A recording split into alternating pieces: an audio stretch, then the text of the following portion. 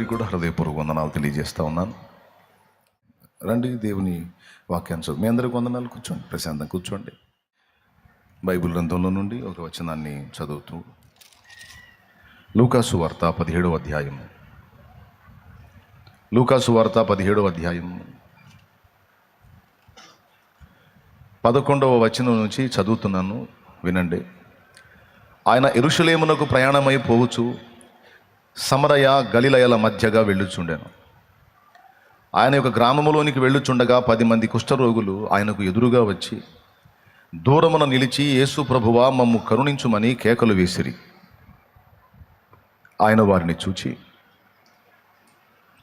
మీరు వెళ్ళి మిమ్మును యాజకులకు కనపరుచుకొనుడని వారితో చెప్పాను. వారు వెళ్ళుచుండగా శుద్ధులైది.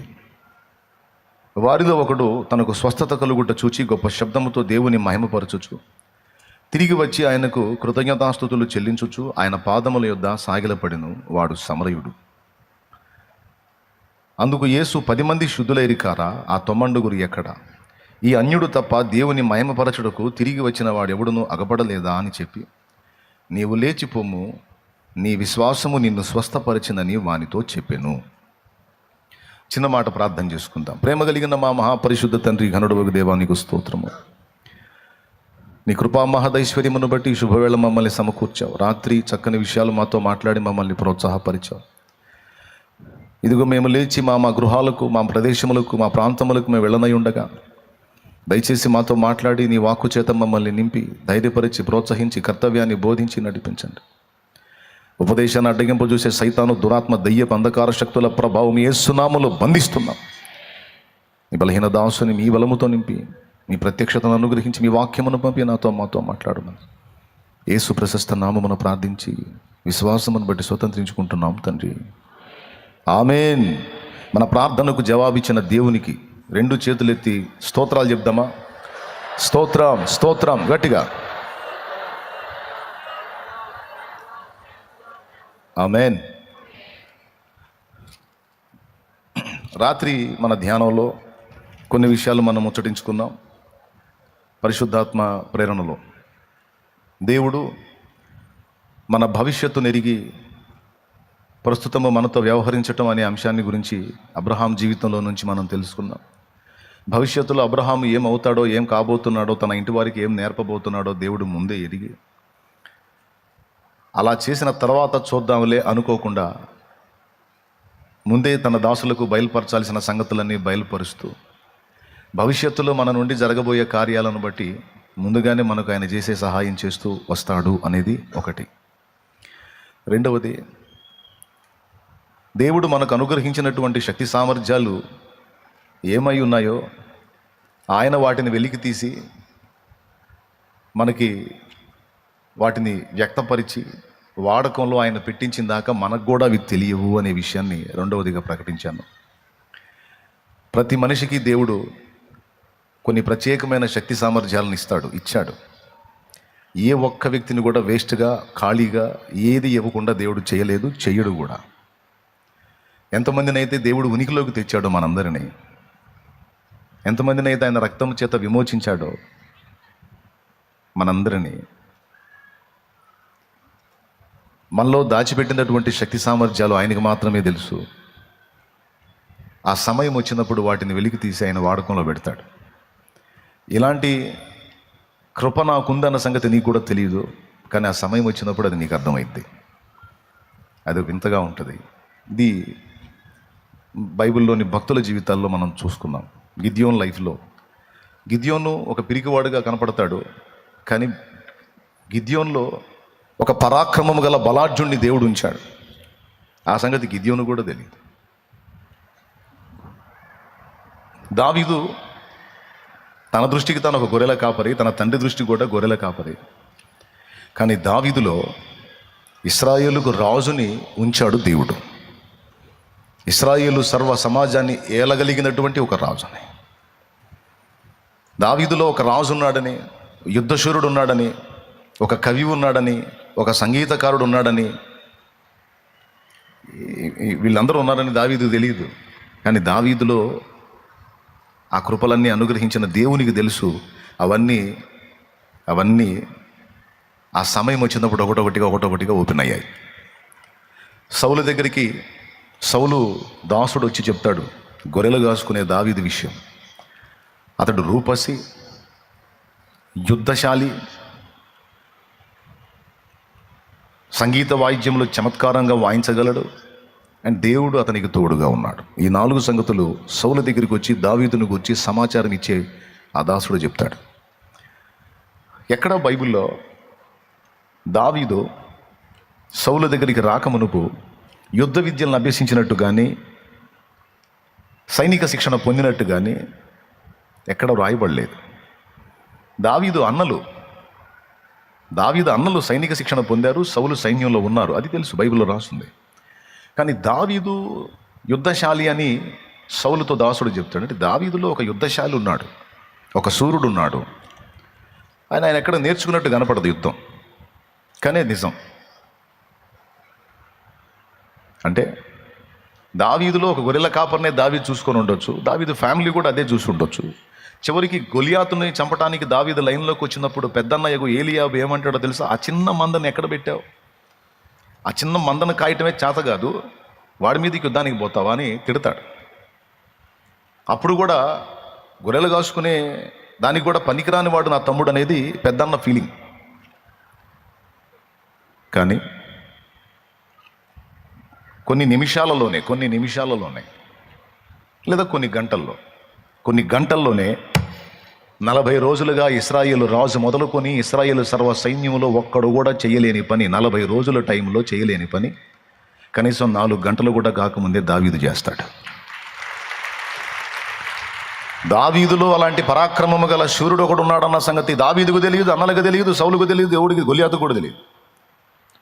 కానీ దావీదులో అలాంటి పరాక్రమాన్ని నింపి లైన్లోకి తీసుకొచ్చిన దేవుడికి మాత్రం తెలుసు ఆ సంగతి. అందుకే నేను చెప్తున్నది ఏంటంటే, మనకి దేవుడు అనుగ్రహించిన సామర్థ్యాలు దేవుడు లైన్లోకి తీసుకొచ్చిన దాకా ఎవరికి అర్థం కావు. నేను చెప్తున్నా, నీకు కూడా అర్థం కావు. ఆ సమయం వచ్చినప్పుడు అవి బయటకు వస్తాయి. నీకే ఆశ్చర్యం కలిగే కార్యాలు నీ నుండి జరిగిస్తాడు ఆయన. ఇది నా జీవితంలో కూడా నేను ప్రాక్టికల్గా అనుభవించి చెప్తున్నాను. ఓకే, సో భవిష్యత్తు తెలుసు, అండ్ నీకు ఏమేమి ఇచ్చాడో అవి కూడా ఆయనకి తెలుసు. అంతేకాదు, నిన్ను ట్రైనింగ్లోకి నడిపించడానికి, అంటే శిక్షణం చేయించడానికి, నిన్ను సిద్ధపరచడానికి నీ సామర్థ్యం ఎంతవరకు నువ్వు మోయగలవో, ఎంతవరకు నువ్వు తట్టుకోగలవో, నిన్ను శుద్ధ సువర్ణంగా మలచడానికి ఏ రేంజ్లో నిన్ను కాల్చాలో, ఎంతవరకు నువ్వు తట్టుకుంటావో ఆయనకి తెలుసు, అది కూడా తెలుసు. అందుకే నీకు తట్టుకోలేనని రానివ్వడు, అవసరాన్ని బట్టి కొన్ని రానిచ్చిన అవన్నీ నిన్ను శుద్ధ సువర్ణం చేసి ఒక వెలుగు వెలిగించడానికే తప్ప నిన్ను పాడు చేయడానికి, నాశనం చేయడానికి ఎంత మాత్రం కాదు అనే ఈ 3 విషయాలు రాత్రి మనం ప్రేయర్లో ధ్యానం చేసుకున్నాం. అంటే మీరు మర్చిపోవద్దనేది మీకు గుర్తు చేస్తున్నాను నేను. ఇప్పుడు మనం చదువుకున్న వచనాన్ని గురించి చూద్దాం. ఒక్కసారి పక్కన వాళ్ళ ముఖాలు చూడండి. అసలే రాత్రి పాపం మీరు కష్టపడి హోల్ నైట్ చేస్తున్నారు. ఒకసారి పక్కన వాళ్ళ ముఖాలు చూడండి, చేతులు కలపండి, బాగున్నారా అని అడగండి.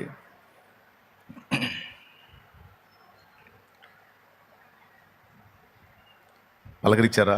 చూసారా ముఖాలు, పక్కన వాళ్ళ ముఖాలు? అందరూ లేచే ఉన్నారా? రైట్, అందరూ కలిసి ఒకసారి 2 చేతులు పైకి ఎత్తి స్తోత్రం చెప్పండి. అసలు మళ్ళీ ఒకసారి అలానే చెప్పండి. రైట్, చాలా సంతోషం. యేసు ప్రభు ఒకసారి ప్రయాణమై వెళ్తూ సమరయ, గలిలయ రెండింటి మధ్యలో గుండా వెళ్తున్నాడంట. సమరయ, గలిలయ. సమరయుల్ని యూదులు అన్యులుగా ఎంచుతారు. సమరయుల్ని యూదులు అన్యులుగా ఎంచుతారు. గలిలయలో యూదులు, సమరయలోనేమో సమరయులు, అంటే అన్యులు అనుకోండి. యేసు ప్రభు కూడా అన్నాడు, ఈ అన్యుడు తప్ప ఇంకా ఎవడు రాలేదా అని. కాబట్టి ఇటుపక్క అన్యులు, ఇటుపక్క యూదులు, ఆ మధ్యలో వెళ్తున్నాడు. కొంచెం దూరం వెళ్ళిన తర్వాత 10 మంది కుష్ఠరోగంతో ఉన్నటువంటి వ్యక్తులు ఆయనకి ఎదురుపడ్డారు. జబ్బు రాకముందు వాళ్ళు యూదులు, వీళ్ళు అన్యులు. కుష్ఠరోగం వచ్చేసరికి ఇక యూదులు లేదు, అన్యులు లేదు. కుష్ఠవ్యాధి వస్తే యూదులలో నుంచి యూదుల్ని వెలివేస్తారు. ఎందుకంటే కుష్ఠ జబ్బు ఉన్నటువంటి వ్యక్తి అపవిత్రుడు. అపవిత్రుడు. ఈ అపవిత్రుడు యూదుల్లో ఎవరిని టచ్ చేయకూడదు, యూదుల పాళ్యంలో కూడా ఉండకూడదు. కుష్ఠరోగం వస్తే ఉన్నెవరు, ఊరి బయటికి వెళ్ళిపోవాలి. ఆ కుటుంబ సభ్యులు ఏదో అంత రొట్టె తీసుకెళ్ళిస్తే తిని బతకాలి. చావు వచ్చిందాకా అదే శిక్ష. ఆ జబ్బే ఒక శిక్ష అతనికి. అది అపవిత్రత సూచించేటువంటి జబ్బు అన్నమాట. ఆ జబ్బు వచ్చినోడు అపవిత్రుడు అని ముట్టకూడదు. కాబట్టి ఈ యూదులైనప్పటికీ జబ్బు వచ్చినప్పుడు వాళ్ళు కూడా మరి అపవిత్రులు కదా, వాళ్ళని కూడా ఊరు బయట నెట్టేస్తారు. కాబట్టి ఇళ్ళు ఊరు బయటకు వచ్చారు. ఆ సమయంలో కూడా ఒకటి కుష్ఠవ్యాధి వస్తే వాడు బయటకు వచ్చాడు. ఇక ఇక్కడ జబ్బు వచ్చినప్పుడు, చావు వచ్చినప్పుడు కులాలు, మతాలు, అంటరానితనం, భేదాలు ఉండవు. శ్మశానానికి పోయి చూస్తే ఏ పుర్రె ఏ కుల పొడదో అర్థం కాదు. స్తోత్రం, హల్లెలూయా. అవునా? మీరు చూపిస్తారా ఈ పుర్రె ఫలానా క్యాస్ట్ ఓడిది, ఫలానా మతం ఓడిదని? బొందలగడ్డలో ఏం లేవు. ఒకటి, హాస్పిటల్లో పేషెంట్స్ని చూడండి, అక్కడ ఎవడన్నా క్యాస్ట్ ఫీలింగ్ తీసుకొస్తాడా? లేదు. రోగం వచ్చిందా, అట్లయితే నువ్వు ఆసుపత్రిలో పేషెంట్, నువ్వు అంతే. నీ పక్కన ఏ క్యాస్ట్ ఓడో లేదు. ఆడు చస్తాడా, నేను చస్తాను, ఆడు చస్తాడన్న సోపే కానీ ఆడి కులం ఏంది, నా కులం ఏంది, ఇక కులం కుళ్ళాడు పనికి రాదు. ఎవడన్నా మీరు ఫలానా క్యాస్ట్ ఏదంటే క్యాస్ట్లని బొందలేదు, ఊరుకోరా బాబా సచ్చేటట్టున్నది, జబ్బు వచ్చింది నాకు అన్నాడు. స్తోత్రం. ఎన్ని బాగున్నప్పుడు పడే ఎచ్చులు అనమాట. చావకు ముందు అన్ని బాగున్నప్పుడు పడే ఎచ్చులు. తేడా వస్తే సావు వచ్చినా రోగం వచ్చినా మొత్తం పోతాయి. ఓకే, వీళ్ళకి జబ్బు వచ్చింది, సమరయుడు లేదు, యూదులు లేదు, మొత్తం కలిసి ఊరు బయటకు వచ్చారు 10 మంది. వాళ్ళు గ్రూప్ అయిపోయారు, ఒకరిని చూసి ఒకడు ఓదార్చుకుంటున్నారు, ఆదరించుకుంటున్నారు. ఈలోపు ఒక సమాచారం వచ్చింది వాళ్ళకి. నజరేతులో నుంచి ఒక ఆయన వచ్చాడు, రబ్బుని, బోధకుడు. ఆయన ఎట్టి వ్యాధినైనా స్వస్థపరుస్తున్నాడు. ఆయన మాట మాత్రం సెలవిస్తే చాలు ఎలాంటి జబ్బు కూడా వదిలిపోతుంది. మృతులను సైతం సజీవులుగా లేపుతున్నాడు. ఆయన బోధ అధికారము గలవాని వలె ఉంది. ఆయన వ్యవహారం ప్రత్యేకంగా ఉంది. ఇంతవరకు మన శాస్త్రుల్లో, పరిసయ్యుల్లో, సద్దూకయుల్లో మతనిష్ట, దైవభక్తి కలిగినటువంటి వ్యక్తులు ఎవ్వరు కూడా ఆయన వలె లేరు. ఆయన ప్రత్యేకమైన వాడు. ఆయన దయ్యములను వెళ్ళగొడుతున్నాడు, అపవిత్రాత్మలని తరిమి కొడుతున్నాడు. ఆయన బోధ అధికారము గలవాని వలె ఉన్నది. ఎక్కడ రాజీపడి బోధించట్లేదు, రోషంగా ఉన్నాడు. ఆయన పేరు నజరేయుడగు యేసు అని ఆయనను గూర్చిన వార్త ఆ ప్రదేశాలంతటా వ్యాపించింది కదా. ఆ వ్యాపించినది ఈ కుష్ఠరోగుల దగ్గర కూడా వచ్చేసింది. వచ్చి వీళ్ళు ఎదురు చూస్తున్నారు, ఆయన ఎప్పుడు వస్తాడో, ఆయన మా వైపుకి ఎప్పుడు వస్తాడో, మాకంటే ఎప్పుడు పడతాడో, ఈ శాపం మాకు ఎప్పుడు తొలగిద్దో. ఇప్పుడు జబ్బు వచ్చినందుకు ఒక బాధ అయితే, సహజంగా జబ్బు వచ్చినప్పుడు కుటుంబీకుల ప్రేమ దొరికిద్ది.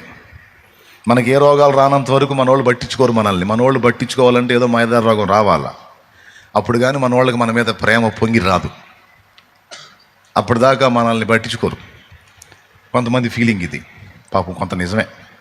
మనకి ఏదన్నా ఒక రోగం వచ్చింది అనగానే మొత్తం పరిగెత్తుకుంటూ వస్తారు. ఏంది ఫలానంటగా, ఏం పర్లేదు నేను చూపిస్తాను నీకు, అందరి ప్రేమ అప్పుడు. కాబట్టి చూసేవాళ్ళు ఉంటే రోగం మహాభోగం అన్నారు పెద్దలు. స్తోత్రం. ఏమన్నారు? చూసేవాళ్ళు ఉంటే రోగం మహాభోగం అన్నారు. అంటే వానికి ఏం చేయనీరు, పేషెంట్ కాబట్టి మంచం దిగనీరు, అన్నీ అవసరమైతే కాళ్ళు కూడా.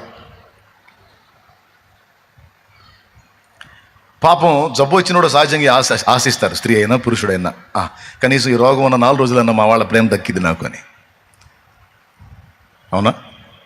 బాగా విపరీతమైన జ్వరం వచ్చిందనుకో, దుప్పటి కప్పుకొని ముసుకేసుకొని ఏడుస్తూ వండుకుంటారు కొంతమంది. ఎందుకు ఏడుస్తలే? రోగం వచ్చినందుకు ఒక బాధ అయితే, నన్ను ఎవరు పలకరించలేదని ఇంకో బాధ. అలాంటి వేదనామయమైన పరిస్థితులు ఎవరన్నా దుప్పట్లాగి ఒళ్ళు భయంకరంగా కాలిపోతుంది, అమ్మో ఎట్లా తట్టుకున్నావు ఇంత జ్వరం, అసలు ఎట్లా భరిస్తున్నావు ఇంత బాధ అంటే మాటలు రావు. మళ్ళీ ముసుకేసుకొని ఆడొకటివే జరిగింది.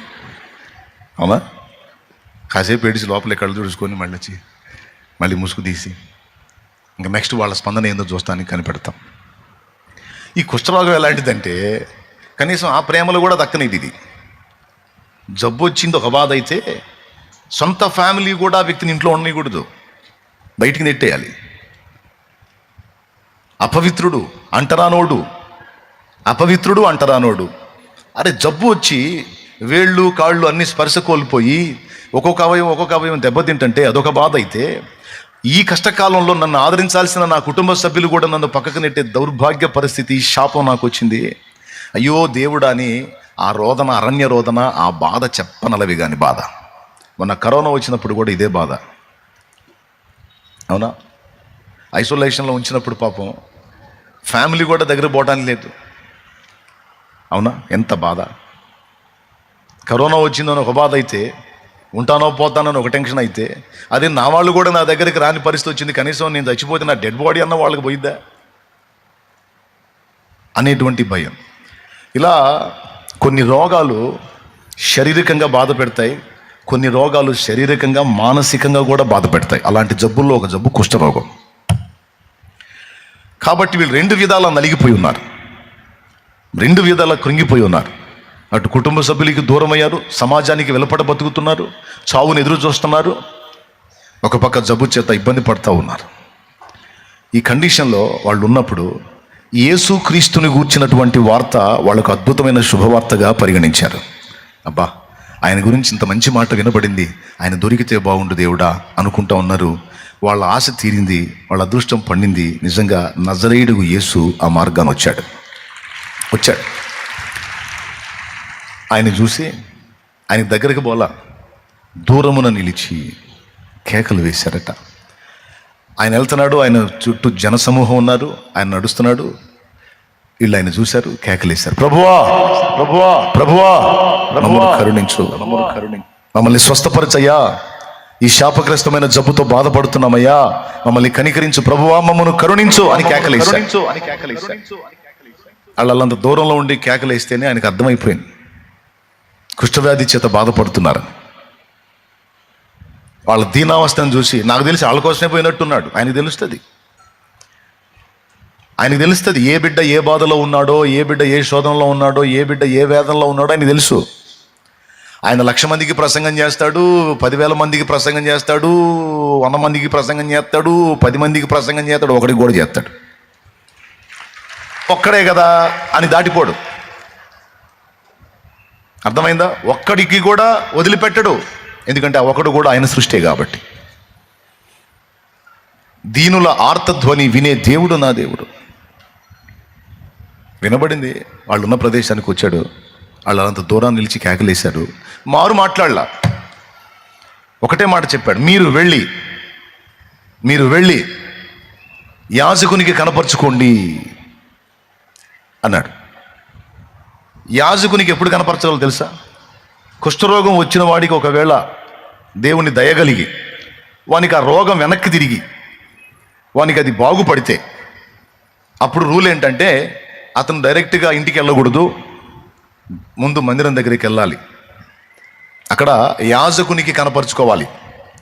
యాజకుడు ఆ కుష్ఠరోగము వాడిని విడిచిందా లేదా చెక్ చేస్తాడు, చూస్తాడు. తగ్గిపోయింది అనిపించింది అనుకో, బాయ్ నీకు ఆ జబ్బు తగ్గింది, నువ్వు శుద్ధుడు అయ్యావు, స్వస్థత పొందావు, మోషే నియమించినటువంటి కానుకను సమర్పించుకొని శుద్ధుడవై నీ ఇంటికి నువ్వు చేరొచ్చు అని చెప్పి యాజకుడి సాక్ష్యం ఇస్తే, అప్పుడు ఆ మోషే నియమించిన కానుక ఏదైతే ఉందో అది సమర్పించి ఆ తర్వాత ఇంటికి వెళ్ళాలి. అది రూల్. కాబట్టి యేసుప్రభు ఏమన్నాడంటే, మిమ్మల్ని నేను స్వస్థపరిచానని కానీ, బాగు చేశానని కానీ, ఇక మీకు ఆ జబ్బు ఉండదని కానీ, లేకపోతే ఇప్పుడే మిమ్మల్ని ముడతానని కానీ ఏం చెప్పలా. ఒకటే, ప్రభువా మమ్మను కరుణించు అని వాళ్ళు కేకలేశారు.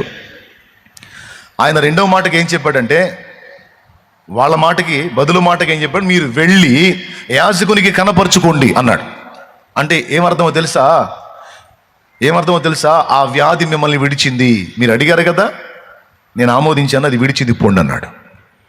పోయి ముందు చేయాల్సిందేంది? యాజకునికి కనపరుచుకోండి. వాళ్ళకి ఆశ్చర్యం కలిగింది. జబ్బు తగ్గితే కదా పోవాలి, మనకి ఇంకా ఎక్కడే ఉన్నాయి, ఇట్లా పెట్టుకొని యాజకుడి దగ్గరికి పోతే రాళ్ళు తీసుకొని కొడతారు కదా, ఇదేంది ఇలానే ఉండి యాజకుని దగ్గరికి పో అంటాడేంటి అనే డౌట్ వచ్చినా ఆయన చెప్పాడు గనుక మనం పోదాం. ఆయన చెప్పాడు గనుక మనం పోదాం. ఖచ్చితంగా ఆయన సెలవిచ్చాడు గనుక ఈ జబ్బు మనల్ని విడిచిపెట్టిద్ది, సందేహం లేదు అని విశ్వాసాన్ని కలిగి 4 అడుగులు వేశారు. ఇక పోవటం మొదలు పెట్టారు. వారు వెళ్ళుచూ ఉన్నారు. అట్లా నడుస్తూ నడుస్తూ వెళ్తూ ఉండగా వాళ్ళకి ఇలాగ అయిపోయినటువంటి ఆ వేళ్ళు ఓపెన్ అయినాయి. కుష్ఠవ్యాధి వచ్చినప్పుడు ఈ ఫింగర్స్ అలా బెండ్ అయిపోతాయి, అన్ని గాయాలు అవుతాయి, స్పర్శ ఉండదు, అర్థం కాదు. ఆ కండిషన్లో ఉన్నటువంటి వాళ్ళ చేతులు ఓపెన్ అయినాయి, కాళ్ళు సరి చేయబడ్డాయి. వారి శరీరంలో ఉన్న ఆ రోగమంతా కూడా తొలగిపోయి అదిగో అప్పటిదాకా బట్టలు కట్టుకున్నారు ఆ చేతులకి, అవన్నీ కూడా ఓపెన్ చేసేసుకున్నారు, మొత్తం స్వస్థత పొందేశారు, బాగుపడ్డారు. పోవుచూ ఉండగా వెళ్ళుచూ ఉండగా వారు శుద్ధులైది అంటే స్వస్థత పొందారు.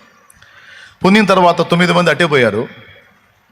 ఒకడేమో ఆ సమరయుడేమో ఈ జబ్బు నాకు ఎలా తగ్గింది, ఈ రోగం నన్ను ఎలా విడిచింది, ఇన్నాళ్ళు నన్ను పట్టి పీడించి నా కుటుంబానికి సమాజానికి నన్ను దూరం చేసి ఊరి వెలపట బ్రతికేటట్టు చేసిన ఈ జబ్బు నన్ను ఎలా వదిలింది అంటే, అదిగో ఆయన మాట సెలవిచ్చాడు, ఈ కార్యం జరిగింది.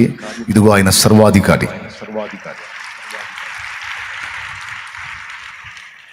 ఆయన దేవుడో ఎందుకంటే ఆయన వాక్కు చేత నన్ను శుద్ధిని చేశాడు, నన్ను స్వస్థపరిచాడు. నేను కనపరుచుకుంటే ఆయనకి కనపరుచుకోవాలి. అంతకు మించినటువంటి గొప్పోడు ఎవరున్నారు? ఒకటి. రెండవది, యూదులకేమో ప్రధాన యాజకుడు ఉన్నాడు, సమరయునికి ఎవరున్నారు? సమరయునికి ఉన్నది ఎవరు లేరు, సమరయునికి ఉన్నది యేసే. అందుకే వాళ్ళకి యాజకుడు వాళ్ళ పాళ్యంలో ఉంటే, నా యాజకుడు నువ్వేనయ్యా, నా రాజువు నువ్వేనయ్యా, నా రక్షకుడివి నువ్వేనయ్యా అని పరిగెత్తుకుంటూ వచ్చి ఆయన పాదాల మీద పడ్డాడు, పడి ఏడుస్తున్నాడు. ఆ జబ్బు చేత కొన్ని సంవత్సరాలు సఫర్ అయ్యాడు. ఇప్పుడు అతని సంతోషానికి అవధులు లేవు. ప్రభువా నీకు స్తోత్రమయ్యా అని గొప్ప శబ్దంతో ఎలుగెత్తి కేకలు వేస్తూ వచ్చి ఆయన పాదాలు పట్టుకున్నాడు. గమనించండి, యేసు ప్రభు వాని చూసి సంతోషపడ్డా మళ్ళా వెనక్కి చూశాడు. 10 మంది కదా నన్ను ఎదుర్కొంది, 10 మంది శుద్ధులైరి కారా, 10 మంది బాగుపడలేదా, 10 మందికి స్వస్థత రాలేదా? ఒకవేళ 10 మందికి స్వస్థత వస్తే ఈ అన్యుడు తప్ప మళ్ళా తిరిగి నా ఎద్దకు వచ్చిన 9 మంది లేరే అని వారి విషయమై ఆయన బాధపడ్డాడు. బాధపడి, సరే వాళ్ళు యాజకుడి కోసం వెళ్ళారు, లేపోని నువ్వు తిరిగి వచ్చావు నాయన, నీ విశ్వాసమే నిన్ను స్వస్థపరిచింది అని ప్రభు ఆయన్ని దీవించాడు, ఆ సమరయుణ్ణి. ఇది జరిగిన స్టోరీ.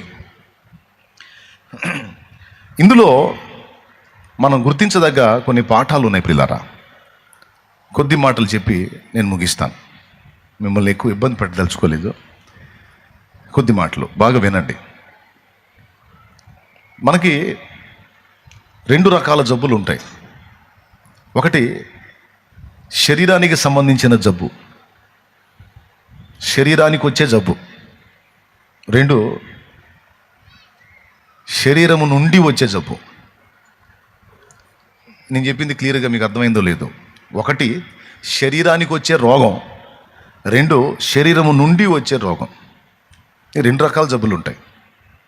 ఇంకోసారి కూడా చెప్తా, మీకు క్లియర్గా అర్థం కావాలి. అందుకని శరీరానికి జబ్బు వచ్చింది, అది మనకు తెలిసిన సంగతే. కానీ అసలు శరీరమే ఒక జబ్బు అనేది మన గ్రహింపులో ఉండాలి. ఎందుకంటే శరీర కార్యములు స్పష్టములై ఉన్నవి. అవేవనగా జారత్వము, అపవిత్రత, కాముకత్వము, విగ్రహారాధన, అభిచారము, వ్యభిచారము, ద్వేషములు, విమతములు, అసూయలు, మత్తతలు, కక్షలు, భేదములు, అల్లరితో కూడిన ఆటపాటలని ఒక గొప్ప అయితే ఉన్న ఈ శరీరం ఉత్పత్తి చేసే దరిద్రాలు. శరీరానికి వచ్చే జబ్బు ఒక జబ్బు అయితే, శరీరము నుండి వచ్చే జబ్బు ఒక జబ్బు. ఈ శరీరానికి వచ్చే జబ్బులు అన్నీ అపవిత్రమైనవి కావు, కానీ కుష్ఠరోగం లాంటివి అపవిత్రమైనటువంటి జబ్బులుగా పరిగణించబడతాయి. ఇది శరీరానికి వచ్చే జబ్బులు. కానీ ఈ శరీరం నుండి వచ్చే జబ్బు ఉంది చూడు, మొత్తం దరిద్రమే. అర్థమైందా? ఈ శరీరం నుండి ఉత్పత్తి అయ్యే జబ్బు ఉంది చూడు, ఎన్ని రకాలు వస్తాయి, అన్ని రకాలు మొత్తం అపవిత్రమైనవి, ఒక్కటి కూడా పవిత్రమైనది లేదు. శరీరానికి వచ్చే రోగాల్లో కొన్ని రోగాలు, కుష్ఠరోగం లాంటి రోగాలు అపవిత్రమైన జబ్బులని పరిగణించబడతాయి. కొన్ని రోగాలు మామూలు రోగాలే, ఫ్యామిలీ కూడా ఉండి సపోర్ట్ చేస్తారు, ఆదరిస్తారు, ఉపచారం చేస్తారు, పరిచర్య చేస్తారు. కానీ కొన్ని జబ్బులు వస్తే, కరోనా లాంటి జబ్బు వస్తే సొంత ఫ్యామిలీ కూడా ఇక అడ్రస్ ఉండరు. కలరా లాంటి జబ్బు వస్తే సొంత ఫ్యామిలీ కూడా అడ్రస్ ఉంటుంది, ఎందుకంటే వాళ్ళకి వచ్చి వాళ్ళు పోతారు. కుష్ఠరోగం ఒకటి, కరోనా ఒకటి, కలరా ఒకటి. కొన్ని అపవిత్రమైనటువంటి రోగాలుగా పరిగణించబడతాయి, అంటరాని జబ్బులుగా పరిగణించబడతాయి. 2, 3, 4, 5 ఉంటాయి అంతే. కానీ శరీరం నుండి ఉత్పత్తి అయ్యేటువంటి రోగాలు ఎన్ని రకాలు చెప్పాడు, అన్ని రకాలు దరిద్రమే, ఒక్కటి కూడా పవిత్రమైనది లేదు, మొత్తం అపవిత్రమైనవే. రైట్, మూడోసారి చెప్పాను, క్లియర్గా అర్థమైంది అనుకుంటున్నాను. ఇక్కడ గమనించాల్సిన విషయం ఏంటంటే, యేసు ప్రభు ఆజ్ఞాపించినప్పుడు శరీరానికి సంబంధించిన జబ్బులు తక్షణమే వదిలిపెట్టి వెళ్ళిపోయినాయి. కొంతమంది చచ్చిన వాళ్ళు బ్రతికారు, కొన్ని రోగాలు ఆయన మాట మాత్రం సెలవిస్తే వదిలిపెట్టి వెళ్ళిపోయినాయి, కొన్ని దయ్యాలను గద్దిస్తే వెళ్ళిపోయినాయి. కానీ ఈ కుష్ఠరోగం విషయంలో వీళ్ళ దగ్గర ఒక ప్రత్యేకమైన పని చేశాడు ఆయన. వాళ్ళని ముట్టడం కానీ వాళ్ళకి ఇంకొక రకంగా చేయటం కానీ చేయలేదు. వాళ్ళ దూరంలో ఉండగానే మీరు వెళ్ళి యాజకుని కనపరుచుకొని మీరు వెళ్ళండి అన్నాడు. వెళ్ళండి అంటే మీరు నడవండి, నేను చెప్తున్నాను కదా, మీరు ముందుకు వెళ్ళిపోండి. వెళ్తే ఏమైద్దో చూడండి, పోండి, నేను చెప్పాను కదా, నా మాట చొప్పున నడవండి, నా మాట చొప్పున నడవండి, నేను చెప్తున్నాను కదా, పదండి అంటే వాళ్ళు వెళ్తూ ఉండగానే అన్ని సంవత్సరాల రోగం అడ్రస్ లేకుండా పోయింది. ఇప్పుడు మనకు కూడా, మనలో ఇంతమంది కూర్చున్నా ఈరోజు ఇక్కడ, భౌతికంగా ఈ శరీరానికి సంబంధించిన సమస్యలు కొన్ని మీరు ఎదుర్కొంటూ ఉండొచ్చు. శరీర రోగాలు కావచ్చు, శరీర అవసరాలకు సంబంధించి చేసుకున్న అప్పులు తిప్పలు కావచ్చు, ఈ శరీర అవసరాల కోసం ప్రయత్నం చేసే ప్రయత్నాలు కావచ్చు. ఇట్లా శరీరానికి సంబంధించి కొన్ని సమస్యలు మనందరం ఫేస్ చేస్తున్నాం. ఎవరికి తగ్గ బాధలు, ఎవరికి తగ్గ సమస్యలు వాళ్ళకు ఉన్నాయి. ఎంతమంది ఒప్పుకుంటారు? ఈ శరీరానికి సంబంధించి సమస్యలు ఉన్న వాళ్ళందరూ చేతులు ఎత్తండి. ఎవరో ఒకళ్ళకి ఏదో ఒక విధమైన సమస్య, అందరికి, ఇంతమందికి, ప్రతి ఒక్కరికి ఎవరికి తగ్గ సమస్యలు ఈ శరీరానికి సంబంధించి వాళ్ళకు ఉన్నాయి. దేవుడు ఒక మాట సెలవిస్తే అది క్షణాలలో, నిమిషాలలో వదిలేస్తుంది ఆ సమస్య, అది తొలగిపోతుంది.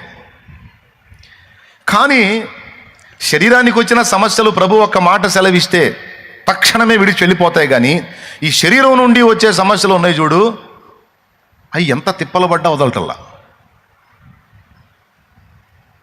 ఇప్పుడు పాయింట్ అర్థమైందా మీకు? దేవునికి స్తోత్రం. శరీరానికి వచ్చిన జబ్బుని ఒక్క మాట సెలవిస్తే తక్షణమే అది వదిలిపెట్టి వెళ్ళిపోయింది. కానీ శరీరమే ఒక జబ్బు అన్నాను, శరీరం నుండి వచ్చాయన్నీ అపవిత్రమైనవి అన్నాను. ఈ దరిద్రాలు ఏవైతే ఉన్నాయో ఇవి ఎన్ని తిప్పలు పడ్డా సరే పోట్లా. 2 రోజులు బాగుంటే 3వ రోజు మళ్ళీ ఏదో ఒకటి కనపడతానే ఉంది. ఈ ధర్మ సందేహం ఎంతమందికి ఉంది? ఈ చేతులు ఎత్తిన వాళ్ళందరికీ నా మ్యాటర్ అర్థమైంది. చేతులు ఎత్తిన వాళ్ళకి అసలు మ్యాటరే అర్థం కాల. కాబట్టి మళ్ళీ చెబుతా, నాకు అర్థమైందాక, మీకు అర్థమైందాక చెప్పటమే నా పని. దేవునికి స్తోత్రం. ఇప్పుడు కోప్పడొద్దు, శాంతం కలిగి ఉండాలి, దీర్ఘశాంతం కలిగి ఉండాలి, ఓర్చుకోవాలి, సహించాలి అని నేను చెబుతాను, మీరు కూడా చదువుతారు, అలాగే ఉందాం అనుకుంటారు. అనుకొని గట్టిగా తీర్మానం చేసుకున్న రోజే ఆ సాయంత్రానికి కూడా ఒకటి గల్లిస్తాడు. అసలు ఒక్క బూతు కూడా నేను తిట్టొద్దు, ఒక్క అపవిత్రమైన మాట కూడా నేను మాట్లాడొద్దు అని నువ్వు తీర్మానం చేసుకున్న రోజే గద్దిస్తాడు ఎవడొకడు, ఎవరో తల్లి. ఆ తీర్మానం సాయంత్రానికే రద్దయిపోయింది. రద్దయిపోయి గయ్యమని ఎగరటం జరిగింది. సరే, ఈరోజు ఫెయిల్ అయ్యాను, ఇక రేపటి నుంచి మళ్ళీ గట్టిగా తీర్మానం చేసి ట్రై చేద్దామని మళ్ళీ రేపు ఒక తీర్మానం చేస్తాం. తీర్మానం చేసి ఇక నుంచి నేను పర్ఫెక్ట్గా ఉండాలి అని ఏదో నిర్ణయం చేస్తాం. మళ్ళీ రేపు సాయంత్రానికి మళ్ళీ ఏదో ఒక శోధం వచ్చింది. ఇట్లాగే తీర్మానాలు చేయటం, అది విఫలం కావటం, తీర్మానం చేయటం విఫలం కావటం, తీర్మానం చేయటం విఫలం కావటం. ఒక కోపం విషయం నేను చెప్పాను. ఇక మీరు కలిగి ఉన్న పాపాలు, లోపాలు, తేడాలు ఏమున్నాయో అవి మీకు తెలుసు, అవి మీ పర్సనల్. నాకు తెలుసు, అవి నా పర్సనల్. మీ అన్నీ చెప్పమంటే మీరు చెప్పరు, నా అన్నీ చెప్పమంటే నేను చెప్పను. ఒకడంట తన ఆలోచనని, తనకొచ్చే ఆలోచనలు, తనకొచ్చే తలంపులన్నీ మరొకటితో కానీ మొత్తం ఓపెన్గా పంచుకుంటే అవన్నీ విన్నోడు ఈ చెప్పినోడిని 11 సార్లు హత్య చేస్తాడంట. 11 సార్లు హత్య చేయడానికి ఆడు కుదిరిద్ది. ఒక్కసారి పొడితే అవుటీడు, మళ్ళీ 11 సార్లు చంపడానికి ఛాన్స్ ఉంటే 11 సార్లు చంపుతాడంట. ఇది మానసిక శాస్త్రవేత్తలు చెప్పినటువంటి విషయం. ఒకడు వాని మనసుకు వచ్చే ఆలోచనలన్నీ ఒక్కటి కూడా దాచుకోకుండా మొత్తం పక్కోడికి చెబితే అవన్నీ విన్నోడు వీడిని 11 సార్లు హత్య చేస్తాడు. మళ్ళీ ఇక మామూలు దెబ్బలు కొట్టడం కూడా కాదు, ఏకంగా చంపటమే, అది కూడా 11 సార్లు చంపుతాడు. అంటే దీన్ని బట్టి మీకేమర్థమైంది? ఒక మనుషుని హృదయంలో నుండి, శరీరమును బట్టి మనుషుని హృదయంలో నుండి కలిగేటువంటి ఆలోచనలు ఎంత దరిద్రంగా ఉంటాయంటే యేసు ప్రభు చెప్పాడు, బయట నుండి మనం తినే ఆహారము మరుసటి రోజు బహిర్భూమిలో విడవబడుతుంది. కాబట్టి బయట నుండి లోపలికి వెళ్ళేది మనుషుని అపవిత్రపరచదు. నువ్వు అది తినొద్దు, ఇది తినొద్దు కాదు, ఏది తిన్నా సరే మరుసటి రోజుకి బహిర్భూమిలో విడవబడుతుంది. అది లోపలికి ఉండి అపవిత్రపరిచేది ఏమీ లేదు. కానీ మనుషుని హృదయంలో నుండి వచ్చునవే మనుషుని అపవిత్రపరచును అన్నాడు. మనుషుని లోపల నుండి వచ్చేవే మనుషుని అపవిత్రునిగా చేస్తాయి అన్నాడు. అవి జారత్వములు, దురనురాగములు, దురభిమానములు, దురభిప్రాయములు, ద్వేషములు, అసూయలు, కక్షలు, చాలా విషయాలు చెప్తాడు ఆయన. వ్యభిచారములు, వేశ్యాగమనములు, ఇవన్నీ లోపల నుండి వస్తాయి. నరహత్యలు, క్రోధములు, ఇవన్నీ కూడా లోపల నుంచి వస్తాయి. అవి మనుషుని అపవిత్రపరుస్తాయి తప్ప బయట నుంచి మనం తినే ఆహారం లోపలికి పోయి మనం అపవిత్రం చేసేది ఏమి లేదు నాయన. ఎలాంటి పదార్థం తిన్నా మరుసటి రోజుకి క్లీన్ అయిపోయింది. కానీ ఈ లోపల నుంచి ఉత్పత్తి అవుతున్న చూడు దరిద్రాలు, ఇవి మనుషుని ఆమూలాగ్రం అపవిత్రుని చేస్తాయి అనేది యేసయ్యే చెప్పిన విషయం. అక్కడెక్కడో ఉంటుంది, సువార్తలో చూసుకోండి. మత్తయి 15 ఒక్కసారి చూడండి, 11వ వచనం. నోట పడునది మనుషుని అపవిత్రపరచదు గాని నోట నుండి వచ్చునదే మనుషుని అపవిత్రపరచునని వారితో చెప్పినది ఏంటో చూడు. 16వ వచనం చదువు. ఆయన మీరును ఇంతవరకు అవివేకులై ఉన్నారా? నోటిలోనికి పోవునదంతయు కడుపులో పడి బహిర్భూమిలో విడవబడును గాని నోట నుండి బయటకు వచ్చినవి హృదయములో నుండి వచ్చును. ఇవే మనుషుని అపవిత్రపరచునని మీరు గ్రహింపరా? దురాలోచనలు, నరహత్యలు, వ్యభిచారములు, వేశ్యాగమనములు, దొంగతనములు, అబద్ధ సాక్ష్యములు, దేవదూషణలు హృదయములో నుండి వచ్చును. ఇవే మనుషుని అపవిత్రపరచును గాని చేతులు కడుక్కొనక భోజనము చేయటం మనుషుని అపవిత్రపరచుదని చెప్పాను. అది అపవిత్రతకు కేంద్ర స్థానం ఎక్కడుంది? మన లోపలే ఉంది. హృదయము వ్యాధితో నిండిన కపట కేంద్రము, దానిని గ్రహించుట ఎవరి సాధ్యము? హృదయము వ్యాధితో నిండిన కపట కేంద్రము, దానిని గ్రహించుట ఎవరి సాధ్యము? అంతరంగమును పరిశీలించు యేసయ్యా, స్థిర మనసుతో నీ దారిలో సాగనీవయ్యా. అంతరంగమును పరిశీలించు యేసయ్యా, స్థిర మనసుతో నీ దారిలో సాగనీవయ్యా. నా మది నీకో వెలగా మలచుకోవయ్యా, నా హృది నీ రారాజుగా నిలిచిపోవయ్యా. నా మది నీకో వెలగా మలచుకోవయ్యా, నా హృది నీ రారాజుగా నిలిచిపోవయ్యా. మనసున్న మంచి దేవా, నీ మనసు దేవునికి మహిమ. హృదయములో నుండి వచ్చునవే ఘోరమైనవి, ప్రతిదీ అపవిత్రమైంది. మనకిప్పుడు కొన్నిసార్లు శరీరానికి వచ్చే సమస్యలు కూడా మనల్ని అంత బాధ పెట్టవు. కానీ మనలో నుండి వెల్లడయ్యేటువంటి దేవునికి నచ్చని హేయమైన క్రియల విషయంలో మనం ఎక్కువ బాధపడి ఉంటాం. నాకు తెలిసి ఒక ఆత్మీయుడైన వాడు, ఒక ఆత్మీయురాలైనటువంటి స్త్రీ కానీ, ఆత్మీయుడైన పురుషుడు కానీ తమ జీవిత కాలంలో ఏడ్చిన ఏడుపులో ఎక్కువ శాతం తమ దోషములను బట్టే ఏడ్చింది ఎక్కువ ఉంటుంది అని నేను అనుకుంటున్నా. మరి మీరేమంటారు? ఎంతమంది ఒప్పుకుంటారు? దేవుని సముఖంలో కన్నీళ్లు పెట్టుకుంటే దేన్ని బట్టి ఎక్కువ ఏడ్చుంటారు, దేన్ని బట్టి కన్నీరు గార్చుంటారు? ఒక ఆత్మీయుడైన సహోదరుడు సహోదరి అంటే తమ నుండి జరిగినటువంటి పొరపాట్లను బట్టి, తమ నుండి జరిగిన అపవిత్ర కార్యాలను బట్టి, దేవుణ్ణి దుఃఖపెట్టిన విషయాన్ని బట్టి ఏడ్చినంతగా మరి దేనికోసం కూడా ఏడ్చి ఉండరని నేను అనుకుంటున్నాను. మీరు ఒప్పుకుంటారా? ఎంతమంది ఒప్పుకుంటారో చేతులు ఎత్తితే నేను కూడా సంతోషపడతాను. రైట్, ఈ లిస్టులో నేను ఒక్కడే అనుకున్నాను. ఇంతమంది ఉన్నందుకు దేవునికి స్తోత్రం. అంటే ఈ అనుభవం నేను చాలాసార్లు నేను పరిశీలించుకున్నది. నాదే నా ఈ అనుభవం, అందరిదా? అంటే ఆకలి నాకే అవుతుందా అందరికీ అవుతుందా అన్నట్టు. పొట్టున్నోడు కల్లా ఆకలి అయింది అన్నట్టు ఇప్పుడు హృదయం ఉన్న మీ అందరికీ కూడా హృదయంలో నుండి వెలువడేటువంటి అహేయమైనవన్నీ కూడా మీకు అర్థమవుతుంటాయి. ఎందుకంటే ఒకప్పుడు మీకు ఆత్మీయ స్పర్శ లేదు, మంచి మనస్సాక్షి లేదు. కానీ ఎప్పుడైతే యేసయ్య దగ్గరకు వచ్చారో, మారు మనసు పొందారో, పాప క్షమాపణ నిమిత్తం బాప్తిస్మం పొందారో, ఆ పొందినప్పుడు మీ మనస్సాక్షి ఆయన రక్తము చేత శుద్ధి చేయబడింది. ఏమైంది? ఏ నరుని రక్తమైనా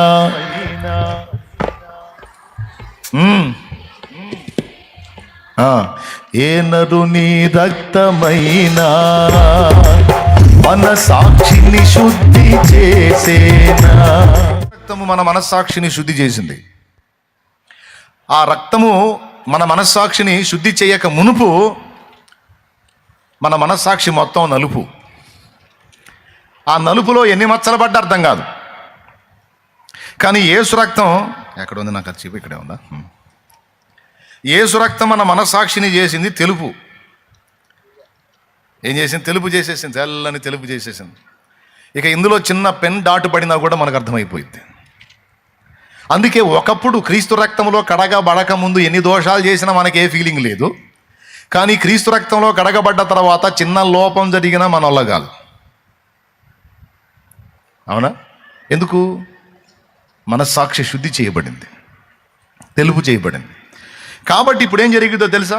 ఏ చిన్న లోపం జరిగినా మిగిలిన సమస్యలన్నీ పక్కన పెట్టి ముందు ఆ లోపాన్ని బట్టి ఎక్కువ ఫీల్ అవుతాం. దేవా, నీకు నచ్చని పని చేశాను, నిన్ను దుఃఖపెట్టాను, నిన్ను ఆయాసపరిచాను, ఇది నీకు నచ్చదు కదయ్యా, ఈ ఆలోచన నీకు ఒప్పుకోవు కదయ్యా, నీ ఆత్మను దుఃఖపెట్టాను, పరిశుద్ధాత్మను దుఃఖపరిచానయ్యా, అయ్యా నన్ను క్షమించయ్యా, నేను ఇలా ఉండకూడదయ్యా, ఇలా చేయకూడదయ్యా, ఇంత చండాలంగా ఆలోచించకూడదయ్యా, అయ్యా నేను ఏడవటం జరిగిపోయింది. నాకు తెలిసి నీ జీవితంలో నువ్వు ఏడిచిన ఏడుపుల్లో ఎక్కువ శాతం ఏడుపే ఉంటుంది. ఈ సమస్యల కోసం అంతగా నువ్వు కదలవు. బాగా బాధ పెడితే ఎప్పుడో మోకాళ్ళు వేసినప్పుడు ఆ సమస్య గుర్తొస్తే ప్రభు ఒకసారి జ్ఞాపకం చేసుకొని ఏదో అట్టాన్ని వదిలేస్తావు. కానీ ఎక్కువ భయపడేది, బాధపడేది, కృంగిపోయేది, అపరాధ భావాన్ని బట్టి నలిగిపోయేది మన అపవిత్ర క్రియలను బట్టే. అవునా? మనకి ఆత్మీయులైన వాళ్ళ సంగతి చెబుతున్నానండి నేను. ఇంకా ఆత్మీయతలో ఎదగని వాళ్ళకి శరీర సమస్యలే సమస్యలు. వాళ్ళకి ఏ కాడికి అప్పులు పోవాలి, రోగం తగ్గాలి, సమస్య పోవాలి, ఈ ఉద్యోగం రావాలి, ఆ వ్యాపారం డెవలప్ కావాలి, ఆ పంట పండాలి, ఈ పెళ్లి కావాలి, ఆ పిల్లలు పుట్టాలి, ఈ ఏడుపే వాళ్ళ సమస్యలన్నీ ఇవే. వాళ్ళ ఏడుపులు కూడా దానికోసమే. వాళ్ళు ఇంకా ఆత్మీయతలో ఎదగని స్థితిలో ఉన్నారు. కాబట్టి వాళ్ళు దీని మీద ఆలోచనలు కలిగి ఉంటారు. వాటిని బట్టి కృంగిపోతారు, వాటిని బట్టి దిగులు పడతారు, వాటిని బట్టి దుఃఖపడతారు, వాటి కోసం ప్రార్థన చేస్తారు. ఆఖరికి నా దగ్గరికి వచ్చినా కూడా వాటి గురించి చెప్పి ప్రార్థన చేయించుకుంటారు. వాళ్ళ మనసంతా దాని మీదే ఉంటుంది, వాటి మీదే ఉంటుంది. ఈ రోగం పోవాలి, ఈ అప్పు పోవాలి, ఈ సమస్య పోవాలి, అనుకున్న జరగాలి, అంతా ఇదొక స్థాయి. ఆత్మీయులంటే ఎవరో తెలుసా? వాటిని అసలు లెక్క చేయరు. అస్సలు అప్పులు కానీ, సమస్యలు కానీ, రోగాలు కానీ, ఇరుగులు కానీ, ఇబ్బందులు కానీ ఏదైనా సరే వచ్చినప్పుడు కాసేపు టెన్షన్ పడతారు. ఆ తర్వాత మళ్ళీ దేవుని వైపు తిరుగుతారు. దేవుని వైపు తిరిగినప్పుడు దేవుడు మాట్లాడతాడు, అవసరాన్ని బట్టి వచ్చిందిలే పదా అంటాడు. ఓకే, థ్యాంక్ యూ లార్డ్ అనుకుంటూ ముందుకు వెళ్ళిపోతారు. లెక్క చేయరటిని. వాటి గురించి దిగులు పట్టం కానీ, కృంగిపోవటం కానీ, వేదన పట్టం కానీ, తిండి మానుకోవటం కానీ అస్సలు ఆత్మీయులకు ఉండదు. ఎందుకంటే వాళ్ళ హృదయంలో దేవుని వాక్యం ఉంటుంది. ఆ వాక్యం ఏం చెబుతుందంటే, నాకు తెలియకుండా నీకు ఏది జరగదు, ఏదైనా నేను రప్పించానంటే నీ మేలు కోసమే రప్పించాను, నువ్వు సైలెంట్గా ముందుకు వెళ్ళిపో అని దేవుని వాక్కు వారి హృదయంలో ఉంటే కనుక ఏదొచ్చినా మన మంచిగా అనుకుంటే సాగిపోతారు ఆత్మీయులు. నేను చెప్తున్నాను కదా, ఆత్మీయులు అంటే ఒక అంతస్తు ఎక్కినోళ్ళు. అంతస్తు ఎక్కకుండా కింద ఉన్నోళ్ళు ఆత్మీయ పసిపిల్లలు. వాళ్ళ మైండ్ అంతా ఈ శరీర సంబంధమైన అవసరాల కోసం, అక్కర్ల కోసం, సమస్యల కోసం, బాధల కోసమే ఉంటుంది. కానీ ఆత్మీయతలో ఒక అంతస్తు ఎక్కిన వాళ్ళకి అసలు ఇవి లెక్కలోవే కావు. నిందలు, అవమానాలు, దోషంలు, ద్వేషాలు, మాటలు, సమస్యలు, దేహ రోగాలు, లేదా అప్పులు, ఈపలు ఏం లెక్కలోకి రావు. లెక్క చేయరాటిని. వాళ్ళు ఎక్కువగా ఫీల్ అయ్యేది దేనికంటే, ఎక్కువగా ఇబ్బంది పడేది, ఎక్కువ బాధపడేది, ఎక్కువ నొచ్చుకునేది దేనికంటే, నేను దేవునికి ఇష్టముగా ఉండలేకపోతున్నాను, నేను దేవునికి సంతోషం కలిగించే విధంగా బ్రతకలేకపోతున్నాను. పలుమార్లు నేను పరిశుద్ధాత్మను దుఃఖపరుస్తున్నాను. ప్రతిరోజు ఏదో ఒక విషయంలో పరిశుద్ధాత్మని బాధ పెడుతున్నాను. దేవుని ఆత్మను దుఃఖపరచొద్దని ఎఫ్ఎస్సి పత్రికలో రాసుంటే నేను రోజు అదే పని చేస్తున్నాను అని దాన్ని బట్టి ఎక్కువ కుమిలిపోతారు ఆత్మీయులు. ఇది ఒక పెద్ద దిగులు. చివరికి ప్రయత్నం చేసి విఫలమై ఈ రోజు నుంచి ఇక నేను కోప్పడొద్దని తీర్మానం చేసుకుంటాడు. సాయంత్రానికి పడతాడు మళ్ళీ. అర్థం కాదు. దేవా, ప్రార్థన కూడా చేశాగా నాయన, ఉపవాసం కూడా ఉన్నాగా నాయన, ఎందుకని నాకు చేయరావట్లేదు నాయన? అసలు నాకు ఒకటి అర్థం కావట్లేదు ప్రభు, నా జీవితం మొత్తంలోనైనా నేను మారతానా? అసలు నేను చచ్చేలోపు పరిపూర్ణత సాధిస్తానా? నీకు ఇష్టంగా నేను నిలబడగలుగుతానా అని రకరకాల ప్రశ్నలు వస్తూ ఉంటాయి హృదయంలో. అయితే ఇక్కడ రెంటికి పరిష్కారం దేవుడు సూచిస్తూ ఉన్నాడు. ఈ కుష్ఠరోగుల దగ్గర ఏంటంటే, కుష్ఠరోగులతో చెప్పాడు, మీరు వెళ్ళి యాజకుని కనపరుచుకోండి అన్నాడు. అంటే వాళ్ళకి రెండు చెప్పాడు. ఒకటి, మీరు వెళ్ళండి. రెండవది, మీరు యాజకునికి కనపరుచుకోండి. అంటే దేవుని సముఖంలో నిలబడండి. మీరు వెళ్ళండి, దేవుని సముఖంలో నిలబడండి. అంటే ఎంత నిశ్చయితతో చెప్తున్నాడంటే, మీరు పోతూ ఉండగానే కార్యం జరుగుతుంది. ఖచ్చితంగా మీరు దేవుని సముఖంలో నిలబడతారు. అక్కడ నుంచి మీరు వెలివేయబడరు. ఎందుకంటే నేను మిమ్మల్ని శుద్ధులను చేస్తాను. మీరు విశ్వసించారు కదా. మీరు రోగులై అపవిత్రులుగా ఉన్నప్పటికీ మీరు నన్ను విశ్వసించారు కదా. ఆ విశ్వాసం చాలు నాకు. దాన్ని ఆధారం చేసుకొని నేను చేయాల్సింది నేను చేస్తాను మీలో. కాబట్టి మీరు వెళ్ళండి, వెళ్ళి దేవుని సముఖంలో నిలబడండి. నిజంగానే ఆయన చెప్పినట్టు వారు వెళ్ళుచూ ఉండగా తక్షణమే శుద్ధులైరా, వెళ్ళుచూ ఉండగా శుద్ధులైరా. అందరూ చెప్పండి. అక్కడ ఏం రాస్తుందో ఒకసారి శామ్యూల్ చదువుతాడు, మీరు కూడా చదవండి, నేను ఆనందపడతాను. చూడండి. ఆయన యొక్క గ్రామంలోనికి వెళ్ళుచుండగా 10 మంది కుష్ఠరోగులు ఆయనకు ఎదురుగా వచ్చి అదంతా వద్దు శామ్యూల్. వారు ఆయన మాట విని ఆయన వారిని చూచి, మీరు వెళ్ళి మిమ్మల్ని యాజకులకు కనపరుచుకున్నాడని వారితో చెప్పాను. వారు వెళ్ళుచుండగా శుద్ధులైరి. కావాలి నాకు. వారు వెళ్ళుచుండగా శుద్ధులైరి. వారు అక్కడనే నిలిచి ఉండగా అనుందా? వారు కూర్చొని ఉండగా అనుందా? వారు ఆయన వైపు చూచుచుండగా అనుందా? నో, ఆయన చెప్పాడు, మీరు వెళ్ళండి. అయ్యా, శుద్ధులం అయితే వెళ్ళాలి మేము, స్వస్థత పొందితే వెళ్ళాలి మేము. శుద్ధులం కాకుండా స్వస్థత పొందకుండా వెళ్తే రాళ్ళు తీసుకొని కొట్టి చంపుతారు మమ్మల్ని. యాజకుల దగ్గరికి పొమ్మంటున్నావు, దేవుని సముఖంలో నిలవమంటున్నావు, వెళ్ళకూడదు. కాబట్టి మేము నిలబడతాం, శుద్ధుల్ని చేయి, ఆ తర్వాత పోతాం అనలా. ఆయన వారితో చెప్పింది వాళ్ళు చేశారు. మీరు వెళ్ళండి. మేము ఇంకనూ అపవిత్రమై ఉన్నాం, అయినా పోండి. ఇలా ఉండి అలా నేను చెప్తున్నాక పో. సరే ప్రభా. వాళ్ళు వెళ్ళుచూ ఉన్నారు, నడక ప్రారంభించారు, నడుస్తున్నారు. అపవిత్రులుగానే నడక ప్రారంభించారు, నడుస్తూ ఉండగా ఆ జబ్బు వారిని వదిలిపోయింది. ఆశ్చర్యంగా అది ఎలా పోయింది, ఏ లాజిక్ ప్రకారం పోయింది, ఏ రీజన్తో పోయింది అనే పరిశీలన లేదు, ప్రశ్నే లేదు. వారు ఆయన యందు విశ్వాసం ఉంచారు. ఆయన తన వాక్కును పంపి వారిని శుద్ధులను చేశాడు. జరిగిపోయింది. తీరా మందిరం దగ్గరికి పోయేసరికి వాళ్ళకి జబ్బుందా? జబ్బు లేదు. మళ్ళా వాళ్ళు అక్కడి నుంచి వెలివేయబడలేదు, పాళెం వెలపలికి రాలేదు. ఊళ్ళోకి వెళ్ళారు, యాజకుడికి కనపరుచుకున్నారు, స్వస్థత వచ్చిందబ్బా అన్నాడు, స్థిరపరచబడ్డారు. ఇక వాళ్ళు అక్కడే ఉండిపోయారు.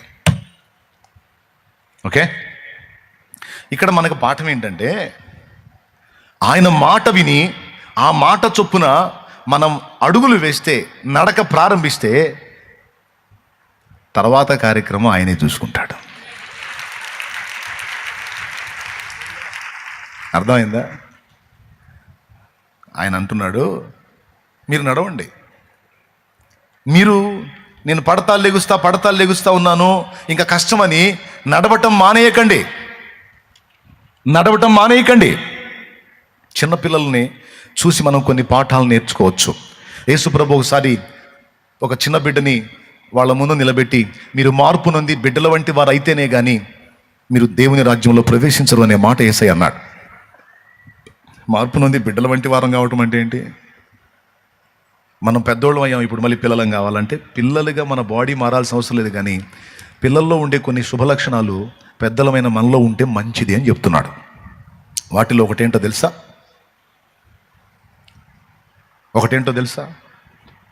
మానని ప్రయత్నం. పిల్లల్ని చూడండి, వాడికి ఇంకా నడక రాదు.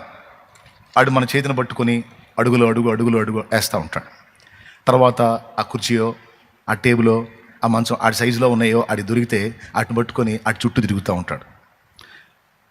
ఒకటి మన హ్యాండ్, రెండవది ఆ కుర్చీయో ఆ బల్లో ఏదో ఆధారం చేసుకొని తిరుగుతాడు. మూడవది నాకెళ్ళి చూడండి, ఏందండి ఈ రెండు లేకపోయినా వాడు నడవటానికి ట్రై చేస్తాడు. వాడికి తెలుసు వాడు పడతాడని. 2 అడుగులు వేసి పడతాడు. పడి ఎక్కడో దెబ్బ తగిలిది, ఏడుస్తాడు. వాళ్ళ అమ్మ అంటది, ఎందుకురా నిలబడటమే కష్టమైతే నడవటానికి మొదలు పెడుతున్నావు నువ్వు, ఎందుకు అంటే ఏడుస్తూ అమాయకంగా చూస్తాడు. వాళ్ళమ్మ దగ్గర తీసుకుంటుంది. జస్ట్ ఒక 2-3 నిమిషాలే. వాళ్ళమ్మ తీసుకొని కొంచెం కన్నీళ్లు తుడిచి కూర్చోబెడితే మళ్ళా లెగుస్తాడు. ఆమె ఏదో మాట్లాడుతూ ఉంటే దీడు మళ్ళా లేచి మళ్ళీ పోతాడు, మళ్ళీ 4 అడుగులు పడతాడు. ఇక వాళ్ళ అమ్మ తిప్పలేందంటే ఆపలేక ఈడేమో నడవాలని అలాగని వదిలితేనే 4 అడుగులు లేచి పడుతుంటాడు. ఎన్నిసార్లు చెప్పుద్దో, ఎందుకురా ఉన్న చాటుండ్రా కూర్చోరా అని అంటది. మళ్ళీ ఆడు అడుగులు వేస్తుంటే పక్కన వాళ్ళని పిలిచి చూడు నడుస్తున్నాడు ఏం ఆనందపడుతుంటుంది. వాడు పడంగానే ఎందుకురా అంటది. అలాగని వాడు నడుస్తుంటే ఆపిద్దా? లేదు, వాడు నడక నేర్చుకుని నడుస్తుంటే ప్రక్క వాళ్ళకి చూపించి సంతోషపడిద్ది. ఒక చిన్నవాడు మనకు నేర్పుతున్న పాఠం ఏంటంటే, నేను లేచి అడుగేస్తే పడతాను అనే భయం వాడు కలిగి ఉన్నట్టయితే వాడి లైఫ్లో నడవలేడు, వాడి జీవితంలో నడవలేడు, నడక రాదు వాడికి.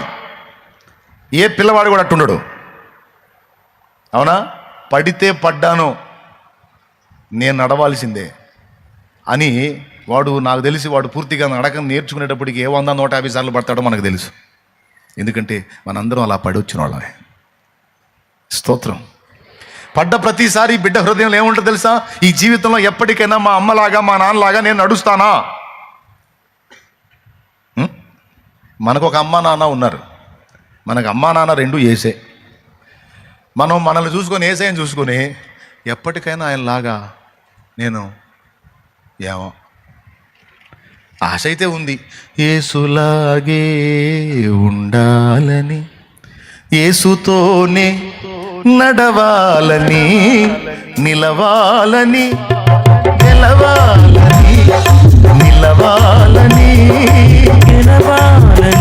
అనే పాటలు పాడుతుంటాం మనం. కానీ ఇవన్నీ ఆశలే, ఇదేనా కోరికలే. ఆయన నెరవేరేటట్టు కనపడు. ఎందుకంటే ఆయనేమో అద్భుతంగా నడిచాడు, ఎక్కడ వంకర లేదు, ఆయన చక్కగా సాగిపోయాడు, ఏ దోషం లేదు, ఏ పవిత్రత లేదు, ఏ పాపం లేదు, ఆయన పరిపూర్ణ నీతిమంతుడు, పరిపూర్ణ పరిశుద్ధుడు. ఆయన వైపు చూసి మనల్ని చూసుకుంటే నా ఖలోకం ఎక్కడా నాకెక్కడ అన్నట్టు ఉంటుంది. పరలోకం ఎక్కడా నాకెక్కడ, నా బతుకంతా ఇట్టుంది, ఆయన ఎక్కడ నేనెక్కడ, అసలు ఈ జీవితానికి సరిపోయిద్దా, అది నేను సాధించగలుగుతానా అనేది ఒక ప్రశ్న. తల్లిదండ్రులు నడుస్తున్నప్పుడు, తోడబుట్టిన వారు నడుస్తున్నప్పుడు వీళ్ళందరినీ చూసి పసివాడు అనుకునేది అదే, ఎప్పటికైనా నేను నడవగలనా? అబ్బో వాళ్ళలాగా నడవలేను, ఎందుకంటే నడక మొదలుపెట్టిన ప్రతిసారి పడతాను, నా నల్ల కాదురా బాబు అని వాడు నడవటం మానేశాడు అనుకో, జీవితాంతం వాడు అవిటివాడిగా ఉండిపోతాడు. మమ్మ నడిచినప్పుడు నేనెందుకు నడవను, మయ్య నడిచినప్పుడు నేనెందుకు నడవను, మన్న నడిచినప్పుడు నేనెందుకు నడవను, ఖచ్చితంగా నేను వాళ్ళలాగా నడక వచ్చిందాకా ప్రయత్నం చేస్తానే ఉంటా, నడుస్తానే ఉంటా, వెళ్తానే ఉంటా, పడితే పడ్డా అని ఆడు సాగిపోతాడు. ఆడి తెగింపు ఎలా ఉంటుందంటే, ఆడు ముందుకు పడి మూతి పగిలిద్ది ఒక్కోసారి, వెనక్కబడి తల పగిలిద్ది ఒక్కోసారి. ఈ పడ్డది కాక వాళ్ళు దంతుంటారు, ఉండమన్న చాటు ఉండట్లేదురా నువ్వు అని, సామాన్లన్నీ పగల కొడతాడు ఈ నడవబోయి. వాళ్ళు దాన్ని ఈడుపడి ఇన్ని బాధలు పడి ఎట్టకేలకు చిట్ట చివరికి తొట్టగా ఆడు నడుస్తాడు, ఆడు నిలబడతాడు, ఆడు పరిగెడతాడు, ఆడు సైకిల్ దొక్కుతాడు, బైక్ నడుపుతాడు, బండి నడుపుతాడు, అనేక మందిని నడిపించే గొప్పవాడు అవుతాడు. అయితే ఒక రోజులో జరిగే ప్రక్రియ కాదు అది కొంచెం టైం తీసుకుంటుంది. కానీ ఒకటి మాత్రం నిజం, యేసు ప్రభు మనల వైపు చూసి అంటున్నాడు, లోకములో మీకు శ్రమ కలుగును, అయినను సహించండి, ఇదిగో నేను లోకమును జయించి ఉన్నాను. నేను గెలిచాను, నా వైపు చూడండి, మీరు కూడా గెలుస్తారు. నా మాట విని నా మాట చొప్పున మీరు నడుస్తూ ఉండండి, నా మాట చొప్పున అడుగులేస్తూ ఉండండి, మీరు సాగిపోతూ ఉండండి.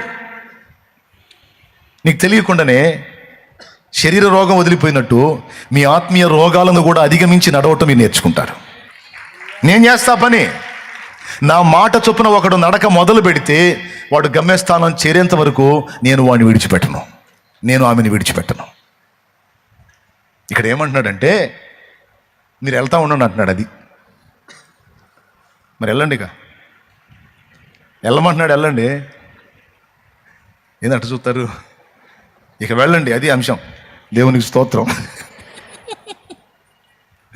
ఎక్కడికి వెళ్ళండి, మీరు వెళ్తూ ఉండండి. ఎందులో? ఆత్మీయ యాత్రలో, విశ్వాస యాత్రలో. సియోనుకే నా ఓడ పయనం ఆగదు ఏ చోట, విశ్వాసముతోనే ఆరంభించితిని ఈ యాత్రను, నే కోరినా ఆ దేవుకే నడిపించును నా యేసయ్యా. నా ప్రభు మాట చొప్పున నువ్వు నడక మొదలు పెడితే, ఆయన చెప్పినట్లు నువ్వు నడిస్తే, నీ శరీరానికి సంబంధించిన సమస్యలు తొలగిపోతాయి. నీ ఆత్మ సంబంధమైన సమస్యలు, నీ ఆత్మీయ యాత్రలో జరిగేటువంటి అవకతవకలు కూడా తొలగిపోతే వాటిని అధిగమించి నిలవగలుగుతావు, నడవగలుగుతావు. అయితే ఈ రెండిటికి ముందు మొదట ఆయన నీకు చెప్పిన ప్రకారం నీవు వెళ్ళుచూ ఉండాలి. వారు వెళ్ళుచూ ఉండగా శుద్ధులైతే. పసివాడు నేర్పుతున్న పాఠం ఏంటంటే 20 సార్లు పడినా, 100 సార్లు పడినా, 150 సార్లు పడినా వాడు నడవటం అనే ప్రయత్నాన్ని మానుకోడు. కానీ మనం 10 సార్లు 15 సార్లు ప్రయత్నించి విఫలమయ్యి మనమే తీర్మానం చేసుకొని రాసుకొని సంతకం పెట్టుకుంటాం, నా లైఫ్లో నేను మారేటట్టు కనపట్టల్లా, ఇలా చేయొద్దని ఇప్పటికి 30 సార్లు అనుకున్నా, 33 సార్లు పడ్డా, ఇంకా 100 సార్లు అనుకుంటే 100 సార్లు పడతా, ఇది జరగదు అని ఫిక్స్ అయిపోయి కొంతమంది నిరాశలోకి వెళ్ళిపోతారు, నిరుత్సాహంలోకి వెళ్ళిపోతారు. ఇక నా బతుకు ఇంతే, ఇక నా జీవితం ఇంతే, ఇక నాలో మార్పు రాదు అనుకుంటా. కానీ యేసు ప్రభు నీకు ఎప్పుడు ఒకటే మాట చెప్తుంటాడు, ఏంటంటే నువ్వు వెళ్ళు. ఏంటి ప్రభా వెళ్ళేది, ఎక్కడ సాగుతుంది నడక? 2 అడుగులు వేయటం పట్టం, 2 అడుగులు వేయటం పట్టం, నా బతుకంతా ఇంతే తెల్లారుతుంది. చెప్పు ప్రభా, ఇంకో సలహా చెప్పు ప్రభా అంటాడు. ఆయన ఏం సలహా చెప్పు, నువ్వు వెళ్ళు అంటాడు, అంతే. వెళ్ళాలా? ఎక్కడికి వెళ్ళాలి? నేను నీకు చూపిన స్థలానికి వెళ్ళు, నేను నిన్ను నడవమన్న చోటికి నడువు, నువ్వు వెళ్ళు. ఎంతమందికి అర్థమైంది? ఏమర్థమైంది?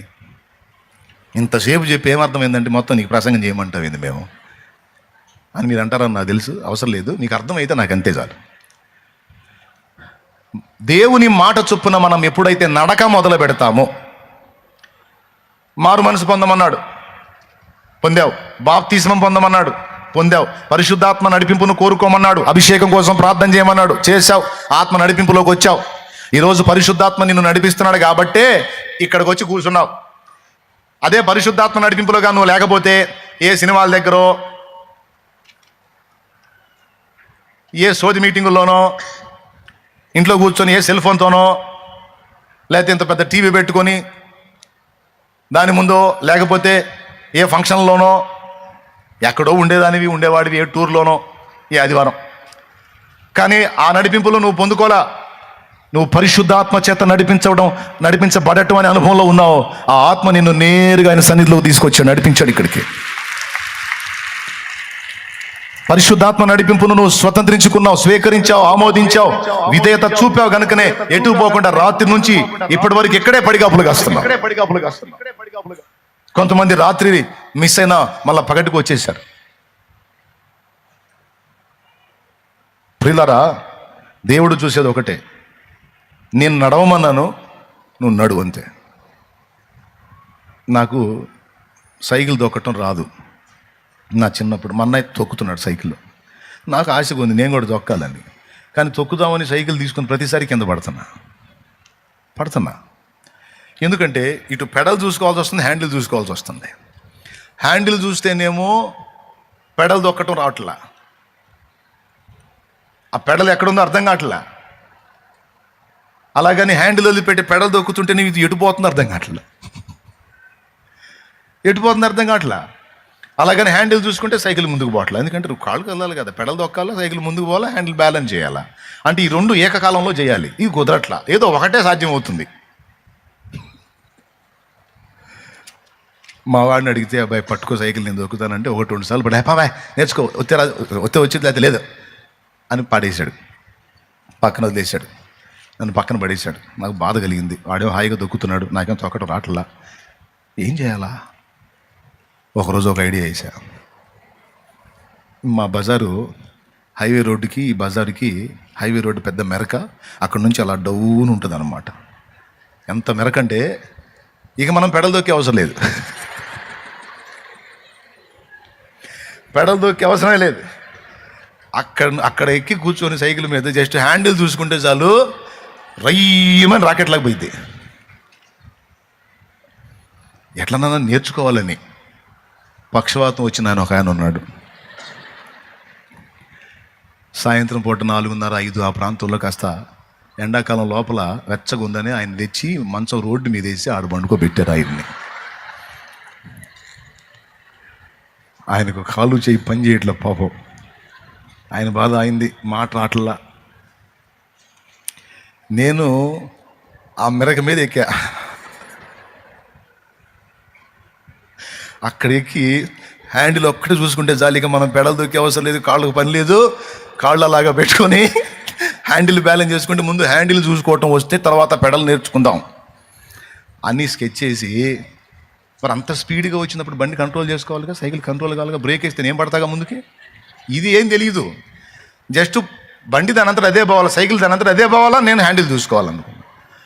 అంత హైట్ నుంచి బండి ఆ సైకిల్ వస్తా రయ్యమని స్పీడ్గా వస్తుంది. దేవుడు దేవల్ల ఎవరు అడ్డం అలా వస్తా కంట్రోల్ కాలే. ఇక నాకు హ్యాండిల్ ఇట్టిట్ అనుకుంటా పోయి నేరుగా ఆయన మంచానికి ఢీ కొట్టా. అంత స్పీడ్ నుంచి వచ్చే సైకిల్ వచ్చి దన్మంది అయ్యేసరికి అప్పటిదాకా పాపం మాట సరిగా లేని ఆయన వామ్మో నరిచాడు. దేవునికి స్తోత్రం. వామ్మో అని ఒక్కటే ఎరిగా వేశాడు. ఇంట్లో వాళ్ళందరూ పరిగెత్తుకుంటూ వచ్చారు. ఆయన గడగడగల్లాడుతూ చూస్తున్నాడు. నేనే కింద పడి సైకిల్ లేపుకుంటున్నా. వాళ్ళు ఉరుకుతా వచ్చి చూశారు జరిగిన సన్నివేశం మీద. అర్థమైంది వాళ్ళకి, ఈ నేరుగా వచ్చి గుద్దాడని అర్థమై పట్టుకొని చూశారు నన్ను. నువ్వు ఫలానా వాళ్ళ అబ్బాయి కదా అన్నారు. అవునన్నా. ఏం చేసామన్నారు? సైకిల్ తగిలిందన్న. ఎందుకు తగిలిచ్చామన్నారు? నేర్చుకుంటానికి అక్కడి నుంచి వచ్చాను, తేడా పెట్టాను. ఎట్టనో తనలా ఓ ఎక్కడన్నా మెల్ల చూసి నేర్చుకోరా, ఏంది ఇక్కడ రోడ్ల మీద? ఎట్టకేలకు అట్లా ఎన్నిసార్లు పడ్డానో నాకు తెలియదు. మొత్తం మీద ప్రయత్నం మాత్రం అనుకోలే. 4-5 సార్లు ట్రై చేశాను, ఇది రావట్లేదు హ్యాపానే అని పక్కన పడేస్తే ఇప్పటికీ నేను వాహనాన్ని నడపగలిగేవాడిని కాదు. ఏమైనా కానీ ఆల్రెడీ నడుపుతున్నారు కదా, తొక్కుతున్నారు, సైకిల్ తొక్కుతున్నారు కదా, నేనెందుకు తొక్కకూడదు, మళ్ళీ ట్రై చేద్దాం అని ఇక అదే నిద్ర అదే ఆహారం అన్నట్టు చివరి నిద్రలో కూడా సైకిల్ తొక్కుతున్నట్టు చివరికి ఎట్టకేలకు చక్కగా సైకిల్ తొక్కటం, అది కూడా చేతులు వదిలి మరీ సైకిల్ తొక్కే స్థాయికి దిగాం. దేవునికి స్తోత్రం, హల్లెలూయా. ఎందుకు ఈ విషయం చెప్తున్నానంటే ఆత్మీయ జీవితంలో ప్రయత్నాలు ఆత్మీయ జీవితంలో కావచ్చు, భౌతికంగా కావచ్చు, ప్రయత్నాలు విఫలమైనప్పుడు నిరాశ వచ్చి, కృంగుబాటు వచ్చి ఇక చేయబుద్ధి కదా ప్రయత్నం. కానీ అది తప్పు అంటుంది దేవుని వాక్యం. అది తప్పు అంటుంది దేవుని వాక్యం. మరి దేవుని వాక్యం ఏం చెప్తుందంటే, నేను నీకు తోడై ఉన్నాను, నేను చెప్పిన మాట చొప్పున నువ్వు నడుస్తూ ఉండు. నీకు తెలియకుండానే నీ శరీర సంబంధంగా ఎదుర్కొనే శోధనలు కావచ్చు, ఆత్మ సంబంధంగా ఎదుర్కొనే శోధనలు కావచ్చు, అన్నీ డీల్ అయిపోతాయి. అన్నీ డీల్ చేస్తాను నేను, అన్నీ డీల్ చేస్తాను. ఒక్కటే చూసుకోను, నా మాట చొప్పున నడుస్తున్నావో లేదో ఒక్కటి చూసుకోను. నడక ఆపేశావంటే అప్పటికి నడవలేవు. నువ్వు నడవటం మానొద్దు, నువ్వు నడుస్తూ ఉండు, సాగిపోతా ఉండు. ఓపికతో ముందుకు నడు. శరీర సంబంధంగా కొన్ని సమస్యలు ఎదుర్కొంటున్నావు. ఏదో ఇంట్లో పరిస్థితులు కావచ్చు, అప్పుల బాధలు కావచ్చు, శరీర రోగాలు కావచ్చు, ఏవో ప్రయత్నాలు విఫలం, ఉద్యోగ ప్రయత్నం విఫలం కావచ్చు. ఎన్నో అటెంప్ట్ చేసావు కానీ ఏది వర్కౌట్ కాలేదు, చీదరబుడుతుంది. ఇక ఈ దేనికి వెళ్ళబుద్ధి కాని పరిస్థితి వచ్చింది. ఓకే, కృంగిపోయావు. దేవుడు నీతో మాట్లాడుతున్నాడు, నువ్వు ప్రయత్నం మానొద్దు, నువ్వు చేస్తూ ఉండు, నువ్వు వెళ్తా ఉండు. నేను సిద్ధపరిచింది నీ చేతికి అందిందాకా నువ్వు నడుస్తూ ఉండు. ఖచ్చితంగా దాన్ని నువ్వు అందుకుంటావు, నేను నీకు ఇస్తాను. నువ్వు సాగిపో, నువ్వు ఆగొద్దు. ఇంకా లైఫ్ లేదనుకోవద్దు, నిరాశకు తావివ్వద్దు, కృంగుబాటుకు తావివ్వద్దు, నిరుత్సాహపడొద్దు. నువ్వు నా మాట చొప్పున నువ్వు నడు. నిన్ను గెలిపించే బాధ్యత నాది, నడిపించే బాధ్యత, గెలిపించే బాధ్యత నాది. నువ్వు సాగిపో, నేను చూసుకుంటాను. నువ్వు ఆగావంటే నేనేం చేయలేను. నా వల్ల కాదు అని వెనకడుగు వేసావంటే నేనేం చేయలేను. నువ్వు వెనకడుగు వేయొద్దు. నా తండ్రి నాతో ఎన్నోసార్లు ఈ విషయాలు మాట్లాడాడు. అడుగులు తడబడిన వేళ నా ఆత్మీయ జీవితాన్ని గురించి మాట్లాడాడు. నేను ఇక జీవితంలో ముందుకు సాగలేను అనే పోరాటాలు నాకు ఎదురైనప్పుడు, ఈ దెబ్బతో ఇక నా నడక ఆగిపోతుంది, ఇక నేను కదలలేను అనే ఘట్టాలు నాకు ప్రారంభం నుంచి సేవా అనుభవంలో స్టార్టింగ్ నుంచి ఇప్పటిదాకా అనుక్షణం అనుదినం అనేక రకాలుగా ఎదురవుతూ ఉన్నప్పటికీ నా దేవుడు ఎప్పుడు నా వెనకుండి మాట్లాడుతున్న స్వరం ఒకటే, సాగి వెళ్ళు, సాగి వెళ్ళు, సాగి వెళ్ళు, సాగి వెళ్ళు. విశ్వాసమునకు కర్తయు దాన్ని కొనసాగించువాడునైన యేసు వైపు చూచుచు మన ఎదుట ఉంచబడిన పరుగు పందెంలో ఓపికతో పరిగెత్తుదుము. పరుగు పందెంలో వెళ్ళేవాడు యేసు వైపు చూడాలా, లక్ష్యం వైపు చూడాలా? నాకు ఒకసారి డౌట్ వచ్చిందిలే, అడిగాను, ఏమయ్యా పరుగు పందెంలో పరిగెత్తేవాడు వానికి ఏదో ఎయిమ్ ఉంటుంది, ఓ లక్ష్యం ఉంటుంది, దాని వైపు చూస్తా పరిగెత్తాలి. కానీ పరుగు పందెంలో పరిగెత్తేవాడు నీకెళ్ళి చూస్తా పరిగెత్తడం ఏంటి? లక్ష్యం వైపు కదా చూసి పరిగెత్తాలి, నీ వైపు చూసి పరిగెత్తడం ఏమిటి అన్న ప్రశ్నకు ఆయన సమాధానం ఏంటంటే, లక్ష్యం వైపు చూసి నువ్వు పరిగెత్తుదామని ప్రయత్నిస్తే ఎంత ప్రయత్నించినా నువ్వు విఫలమే అవుతావు.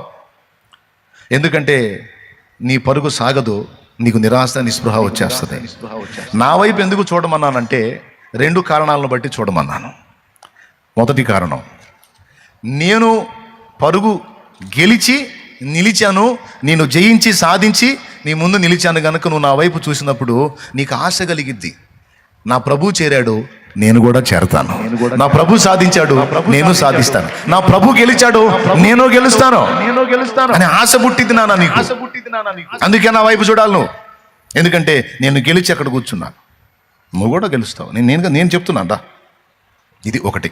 నా వైపు చూడటం వల్ల నీకు వచ్చే మొదటి మేలు ఏంటంటే, నేను గెలిచాను, గెలిచినోడు నీ కళ్ళ ముందు కనపడుతుంటే నీకు గెలవాలన్న ఆశ కలిగింది. ఇది మొదటిది. రెండవది, నా వైపు చూచుట ద్వారా నీలో విశ్వాసం బలపడతా ఉంటుంది. ఎప్పుడైతే నీలో విశ్వాసం బలపడుతుందో అప్పుడు నా శక్తి నీ మీద పనిచేసిద్ది. నీలో విశ్వాసం బలపడనంత వరకు నా శక్తి నీ మీద పనిచేయదు. నేను ఎంత పవర్ఫుల్ అయినా అది నీ మీద పనిచేయదు. నీలో విశ్వాసం బలపడితే, నా యందలి విశ్వాసం నీలో బలపడి నువ్వు నా వైపు చూస్తే అప్పుడు నా ప్రభావం నీ మీద పనిచేసిద్ది. అప్పుడు ఖచ్చితంగా నువ్వు సాధించగలుగుతావు. ఒకటి, గెలిచిన నేను నీకు మాదిరిగా ఉన్నాను కనుక గెలవాలన్న ఆశ నీకు ఉంటుంది. రెండవది, నా వైపు చూచుట ద్వారా విశ్వాసం వృద్ధి అవుతుంది. ఎందుకంటే నేను విశ్వాసానికి కర్తని మరియు దాన్ని కొనసాగించేవాడిని. నా వైపు చూచుట ద్వారా విశ్వాసం బలపడుతుంది, తద్వారా నా శక్తి నీ మీద పనిచేస్తుంది. అప్పుడు మాత్రమే నువ్వు సాధించగలవు. అందుకే నా వైపు చూసినాడు. హెబ్రీ పత్రికలో రాయించాడు. హెబ్రీ పత్రిక 12-3 వచనాలు చూడండి ఒకసారి, అండర్లైన్ చేసుకోండి.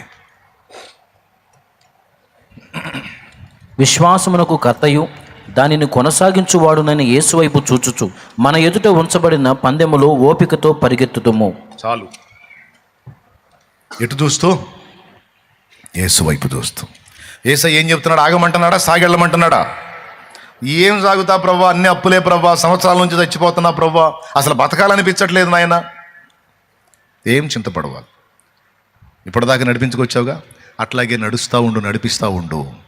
ఉంటే ఉంటే నేను చెప్పానుగా, నువ్వు కొనసాగు, ముందుకు చెప్తా. కొనసాగితే నువ్వు వెళ్ళుచూ ఉండగా నీకు విడుదల వచ్చింది. నీకు తెలియకుండా నీ కార్యం జరిగింది, నేను చూసుకుంటా. నీకేదో ఉన్నాడు.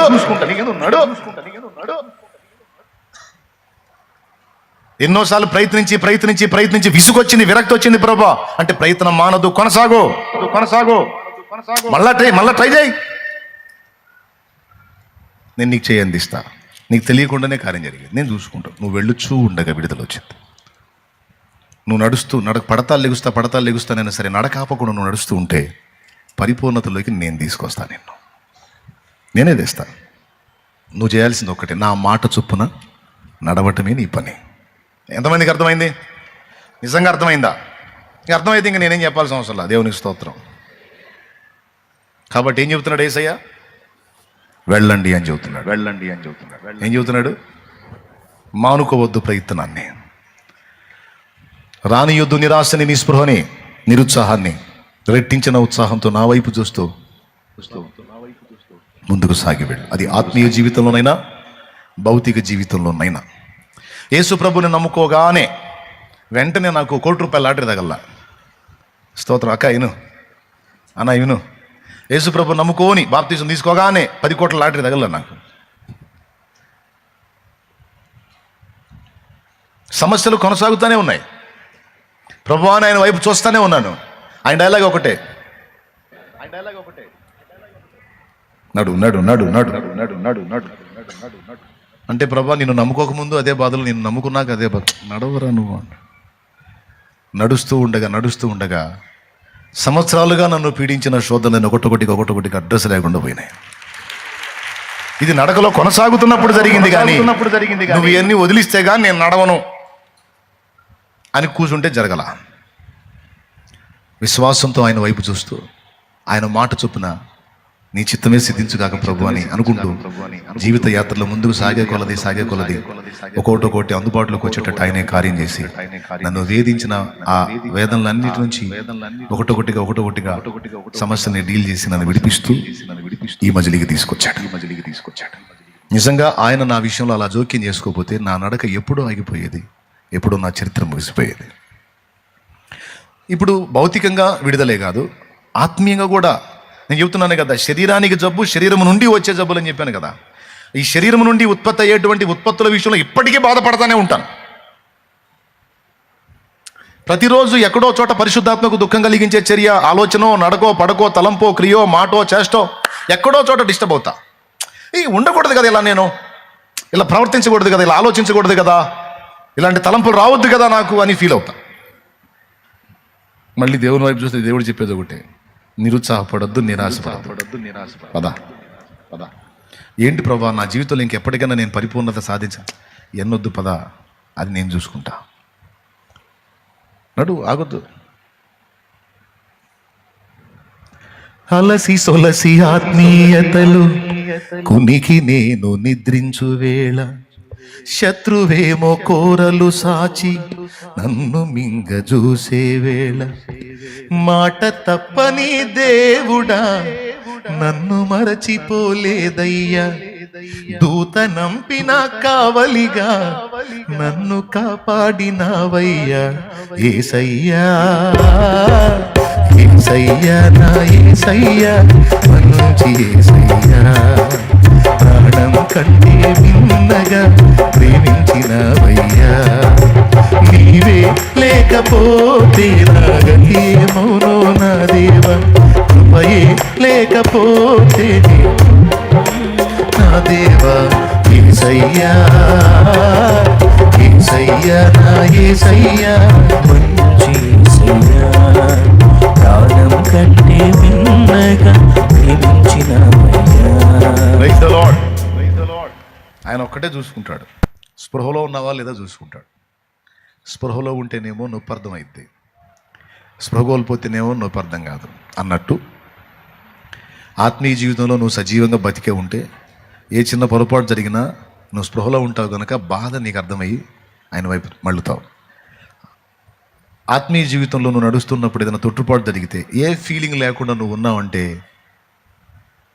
నువ్వు స్పృహ కోల్పోయావు, ఆత్మీయంగా స్పర్శ కోల్పోయావు, అప్పుడు డేంజర్లో పడతావు.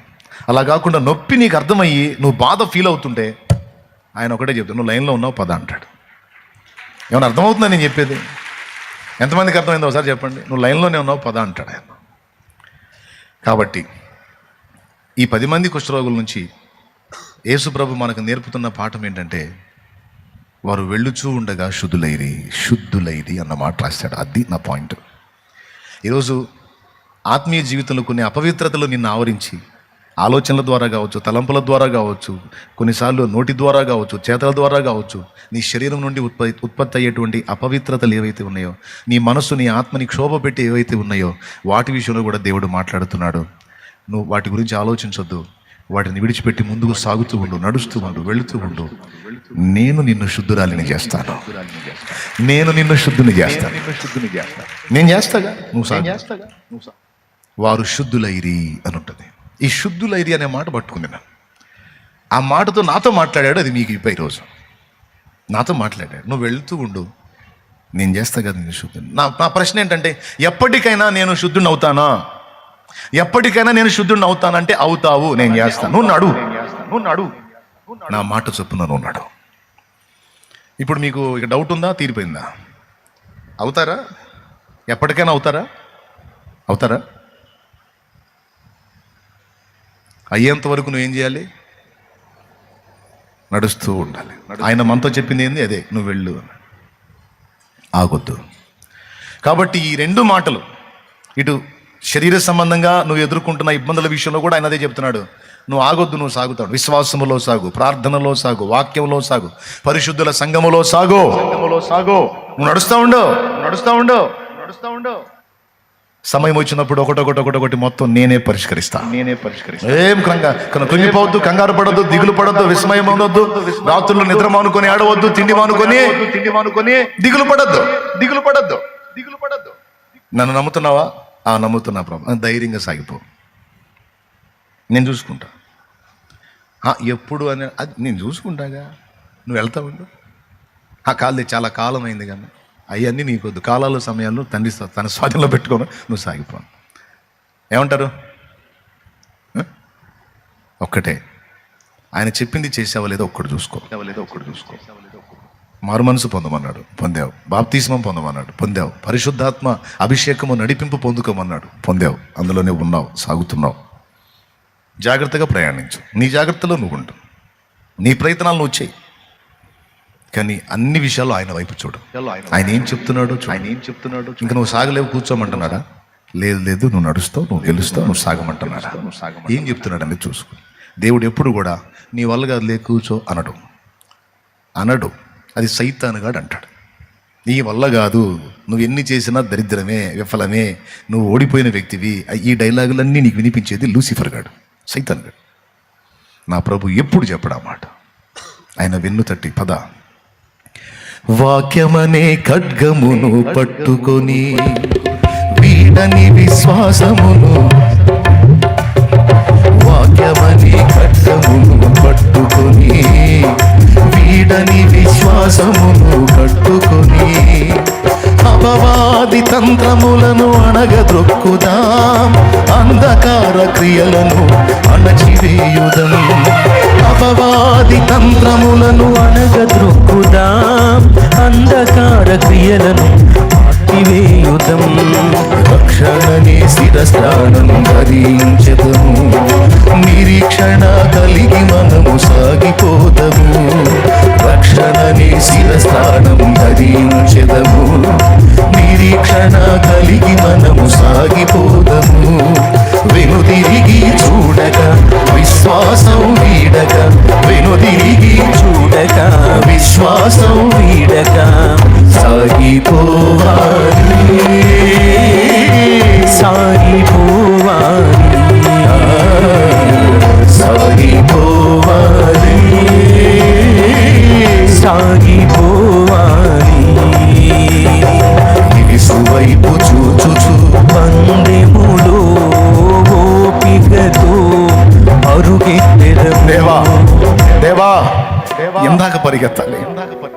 మిన్నల్ లాంటి నన్ను, ఒక చిన్న పక్షి లాంటి నన్ను రాజంతటి వాడు సైన్యాన్ని వేసుకొని వేటాడుతుంటే నేను ఎక్కడ తలదాచుకుంటాను? ఎంతకాలం నేను తప్పించుకుంటాను?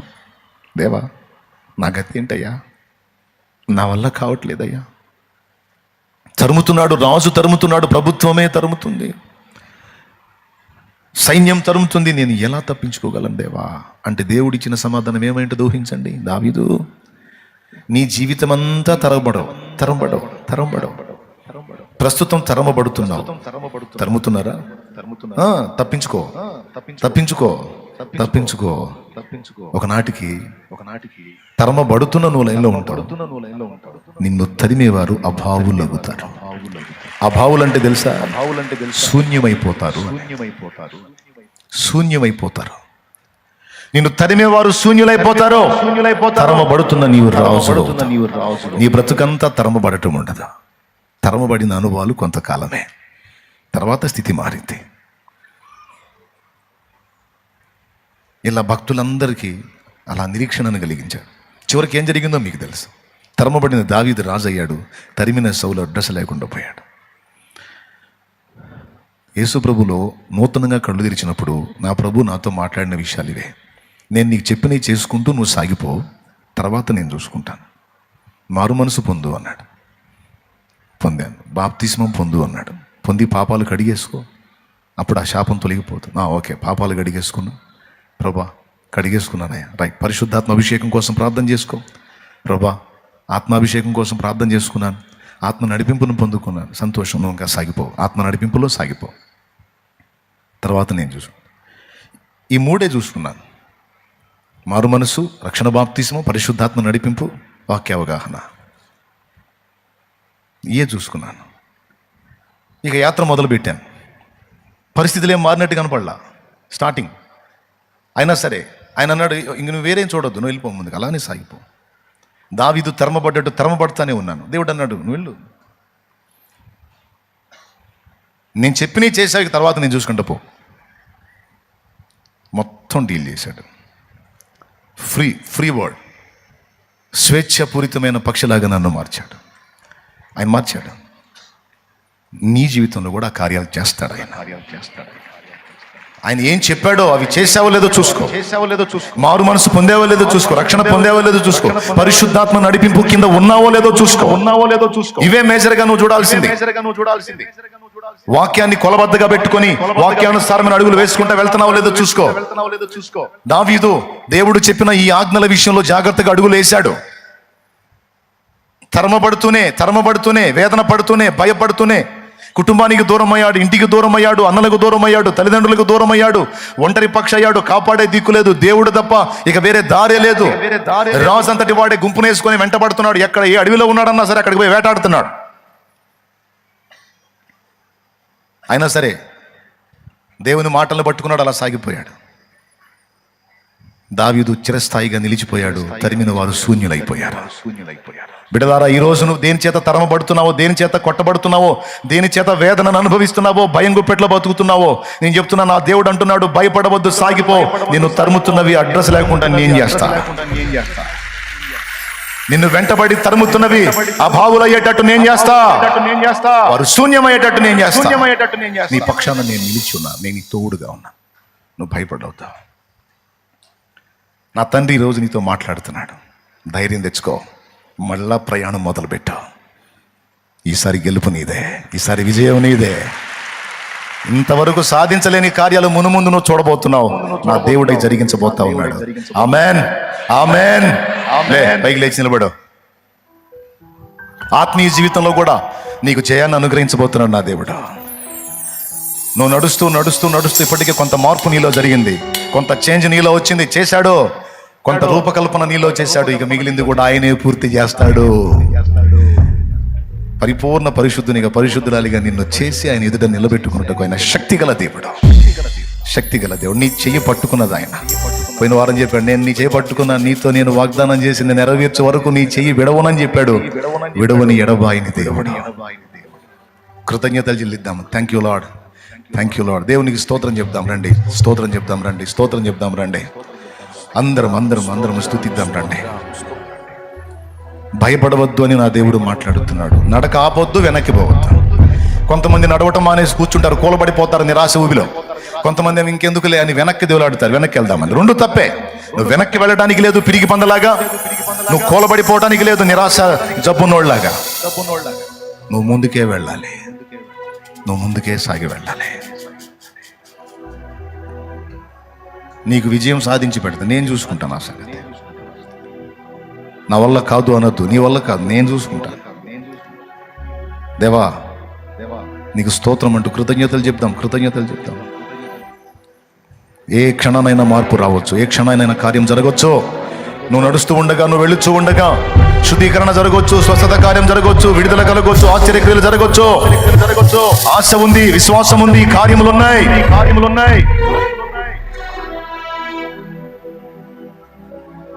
పరిశుద్ధ ప్రభువా,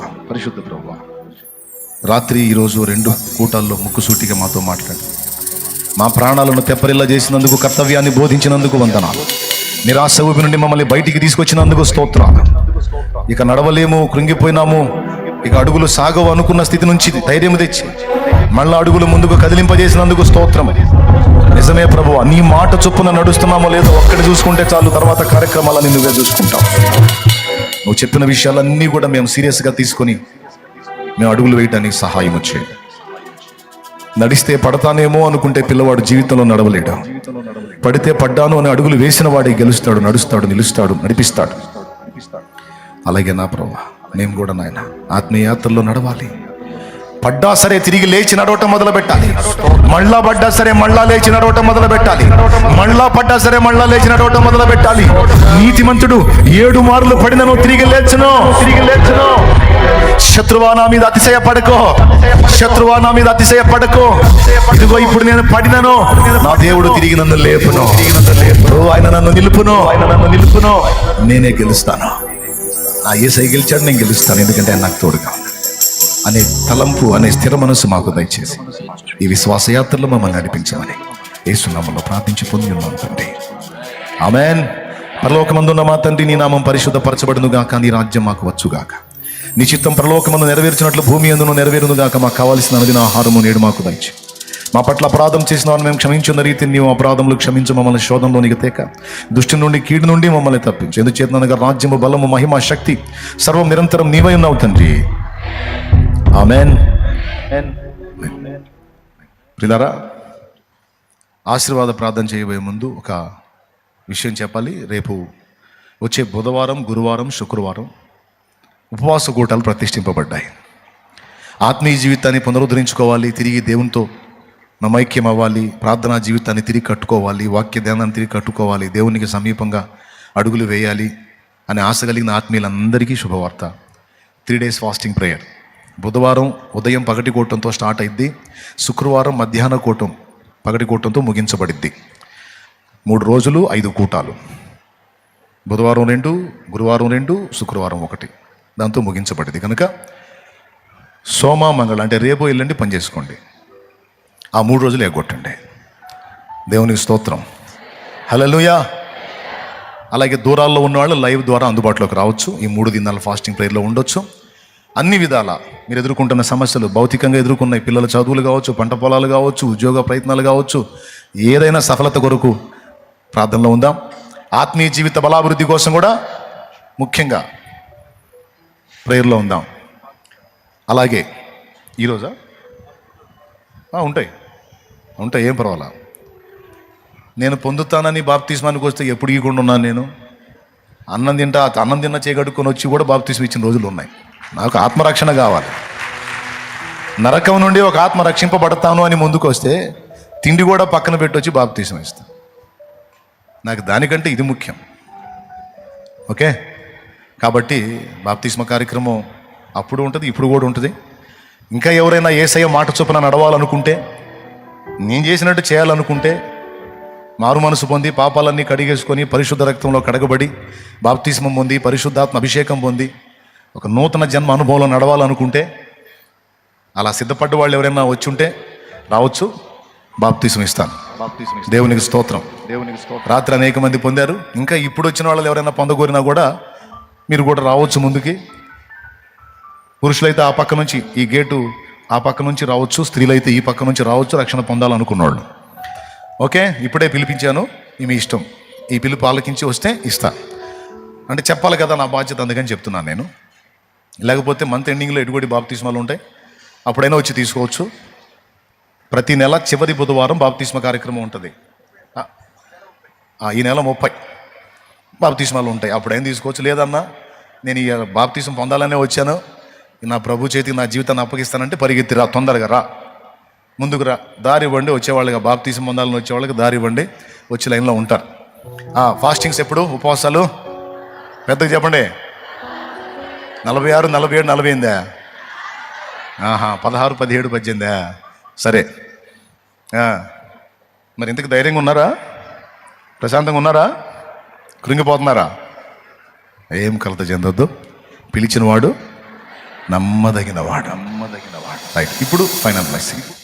ప్రభా, నీ సన్నిధిలో నిలిచిన నీ బిడ్డలు ఏ సమస్యల్లో, రోగాల్లో, వ్యాధుల్లో, బాధల్లో, ఇరుకుల్లో, ఇబ్బందుల్లో, అప్పుల్లో, కలతల్లో, కన్నీళ్లలో, ఆత్మీయ జీవితంలో ఎదురు దెబ్బలు తింటున్న పరిస్థితుల్లో ఉన్నారో, సాతాను కుట్రల్లో బలై ఉన్నారో, మంత్రశక్తుల ప్రయోగాల్లో బలై ఉన్నారో, ఎవరు ఏ విధమైన ఇబ్బందులు ఇక్కడికి వచ్చారో, ఆశ్చర్యమైన కార్యాలు చేసే దేవుడు, ఎంతో మందిని స్వస్థపరిచి సాక్ష్యం పంపించావు. రాత్రి కూడా మేము ఎన్నో సాక్ష్యాలు విన్నాం, ఈవేళ కూడా ఎన్నో సాక్ష్యాలు విన్నాం నీ కార్యాలు. నా ప్రభు, వీరందరి పక్షంగా, బిడ్డలందరి పక్షంగా ప్రార్థన చేస్తున్నాను. లైవ్ ద్వారా అందుబాటులోకి వచ్చిన బిడ్డల పక్షంగా కూడా ప్రార్థన చేస్తున్నాను. ఇప్పుడు బాప్తిస్మం పొందడానికి వస్తున్న బిడ్డల పక్షంగా కూడా ప్రార్థన చేస్తున్నాను. బిడ్డలందరినీ దీవించి నీ సమాధానంతో నింపి, వారి దోషములు, పాపములు, నా దోషములు, పాపములన్నీ నీ రక్తంతో కడిగి పరిశుద్ధపరిచి ఫాస్టింగ్ ప్రేయర్కి మమ్మల్ని సిద్ధపరచండి. 3 దినాలు కూడా నీ సన్నిధిని మేము అనుభవించాలి. మాకు సహాయం చేయండి. గొప్ప గొప్ప కార్యాలు జరగాలి, సూచక్రియలు జరగాలి, స్వస్థత కార్యాలు జరగాలి, ఆత్మీయ బలాభివృద్ధి కలగాలి, మంచి ఆరాధనలు జరగాలి, నీకు మహిమ రావాలి, ఏకాంత ప్రార్థనా జీవితాన్ని పునర్నిర్మించుకోవాలి, భక్తిని, ఆత్మీయతను తిరిగి పెంపొందించుకోవాలి. మమ్మల్ని బలపరచు. నీ బిడ్డలు నా ప్రభా నీ సన్నిధిని విడిచి, మందిరం విడిచి ఇదిగో బయలు వెళ్ళుచుండగా వారికి తోడుగా నీ సన్నిధి నుంచున్నాయన. మందిరాన్ని విడిచి వెళ్ళుచుండగా గృహాలకు చేరు పర్యంతం నీ సన్నిధి మాకు బిడ్డలకు అందరికీ తోడుగా ఉంచు. వారు వెళ్ళుచూ ఉండగా శుభవార్తలు వారికి వినపడాలి. వారు వెళ్ళుచూ ఉండగా విడుదల వారికి జరగాలి. వారు వెళ్ళుచూ ఉండగా వారు శుద్ధులవ్వాలి. వారు వెళ్ళుచూ ఉండగా వారికి స్వస్థతలు కలగాలి. వారు వెళ్ళుచూ ఉండగా వారికి శుభవార్తలు వినపడాలి. మంచి సమాచారములు యేసు నామములో వినబడునుగాక. మా బిడ్డలే దీవించు. మాకు అవసరమైన స్థలమును నీ కృపతో ఇప్పించు. కుడి ఎడమలకు మమ్మల్ని ఇంకా వ్యాపింపచేయి.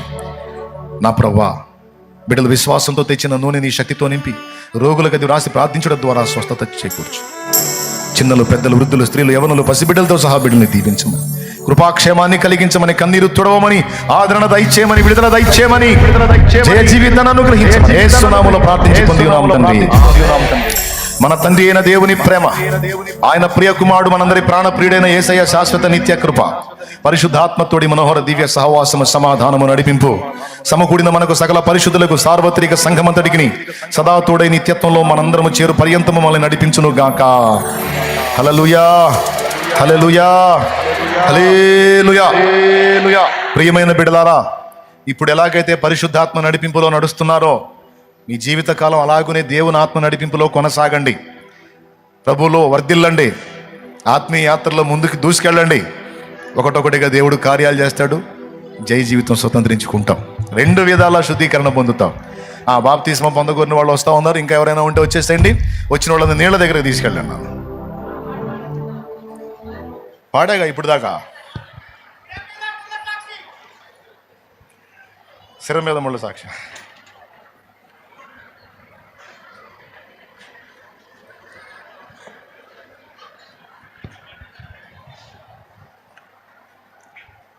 బాప్తిస్మానికి సిద్ధమైన వాళ్ళు వెళ్తా ఉన్నారు. ఇంకెవరైనా ఉంటే, రక్షణ కావాలన్నా, నాకు నా పాప జీవితాన్ని కడిగేసుకోవాలి, నేను యేసయ్య బిడ్డగా బ్రతకాలి, నేను క్రీస్తులో ఉండాలనుకుంటున్నాను అన్నోళ్ళు ఇందులోకి వచ్చేయండి. ఈ గ్రిల్లోకి వచ్చేయండి. పరిచారకులు మిమ్మల్ని తీసుకెళ్తారు నీళ్ళ దగ్గరికి. రైట్.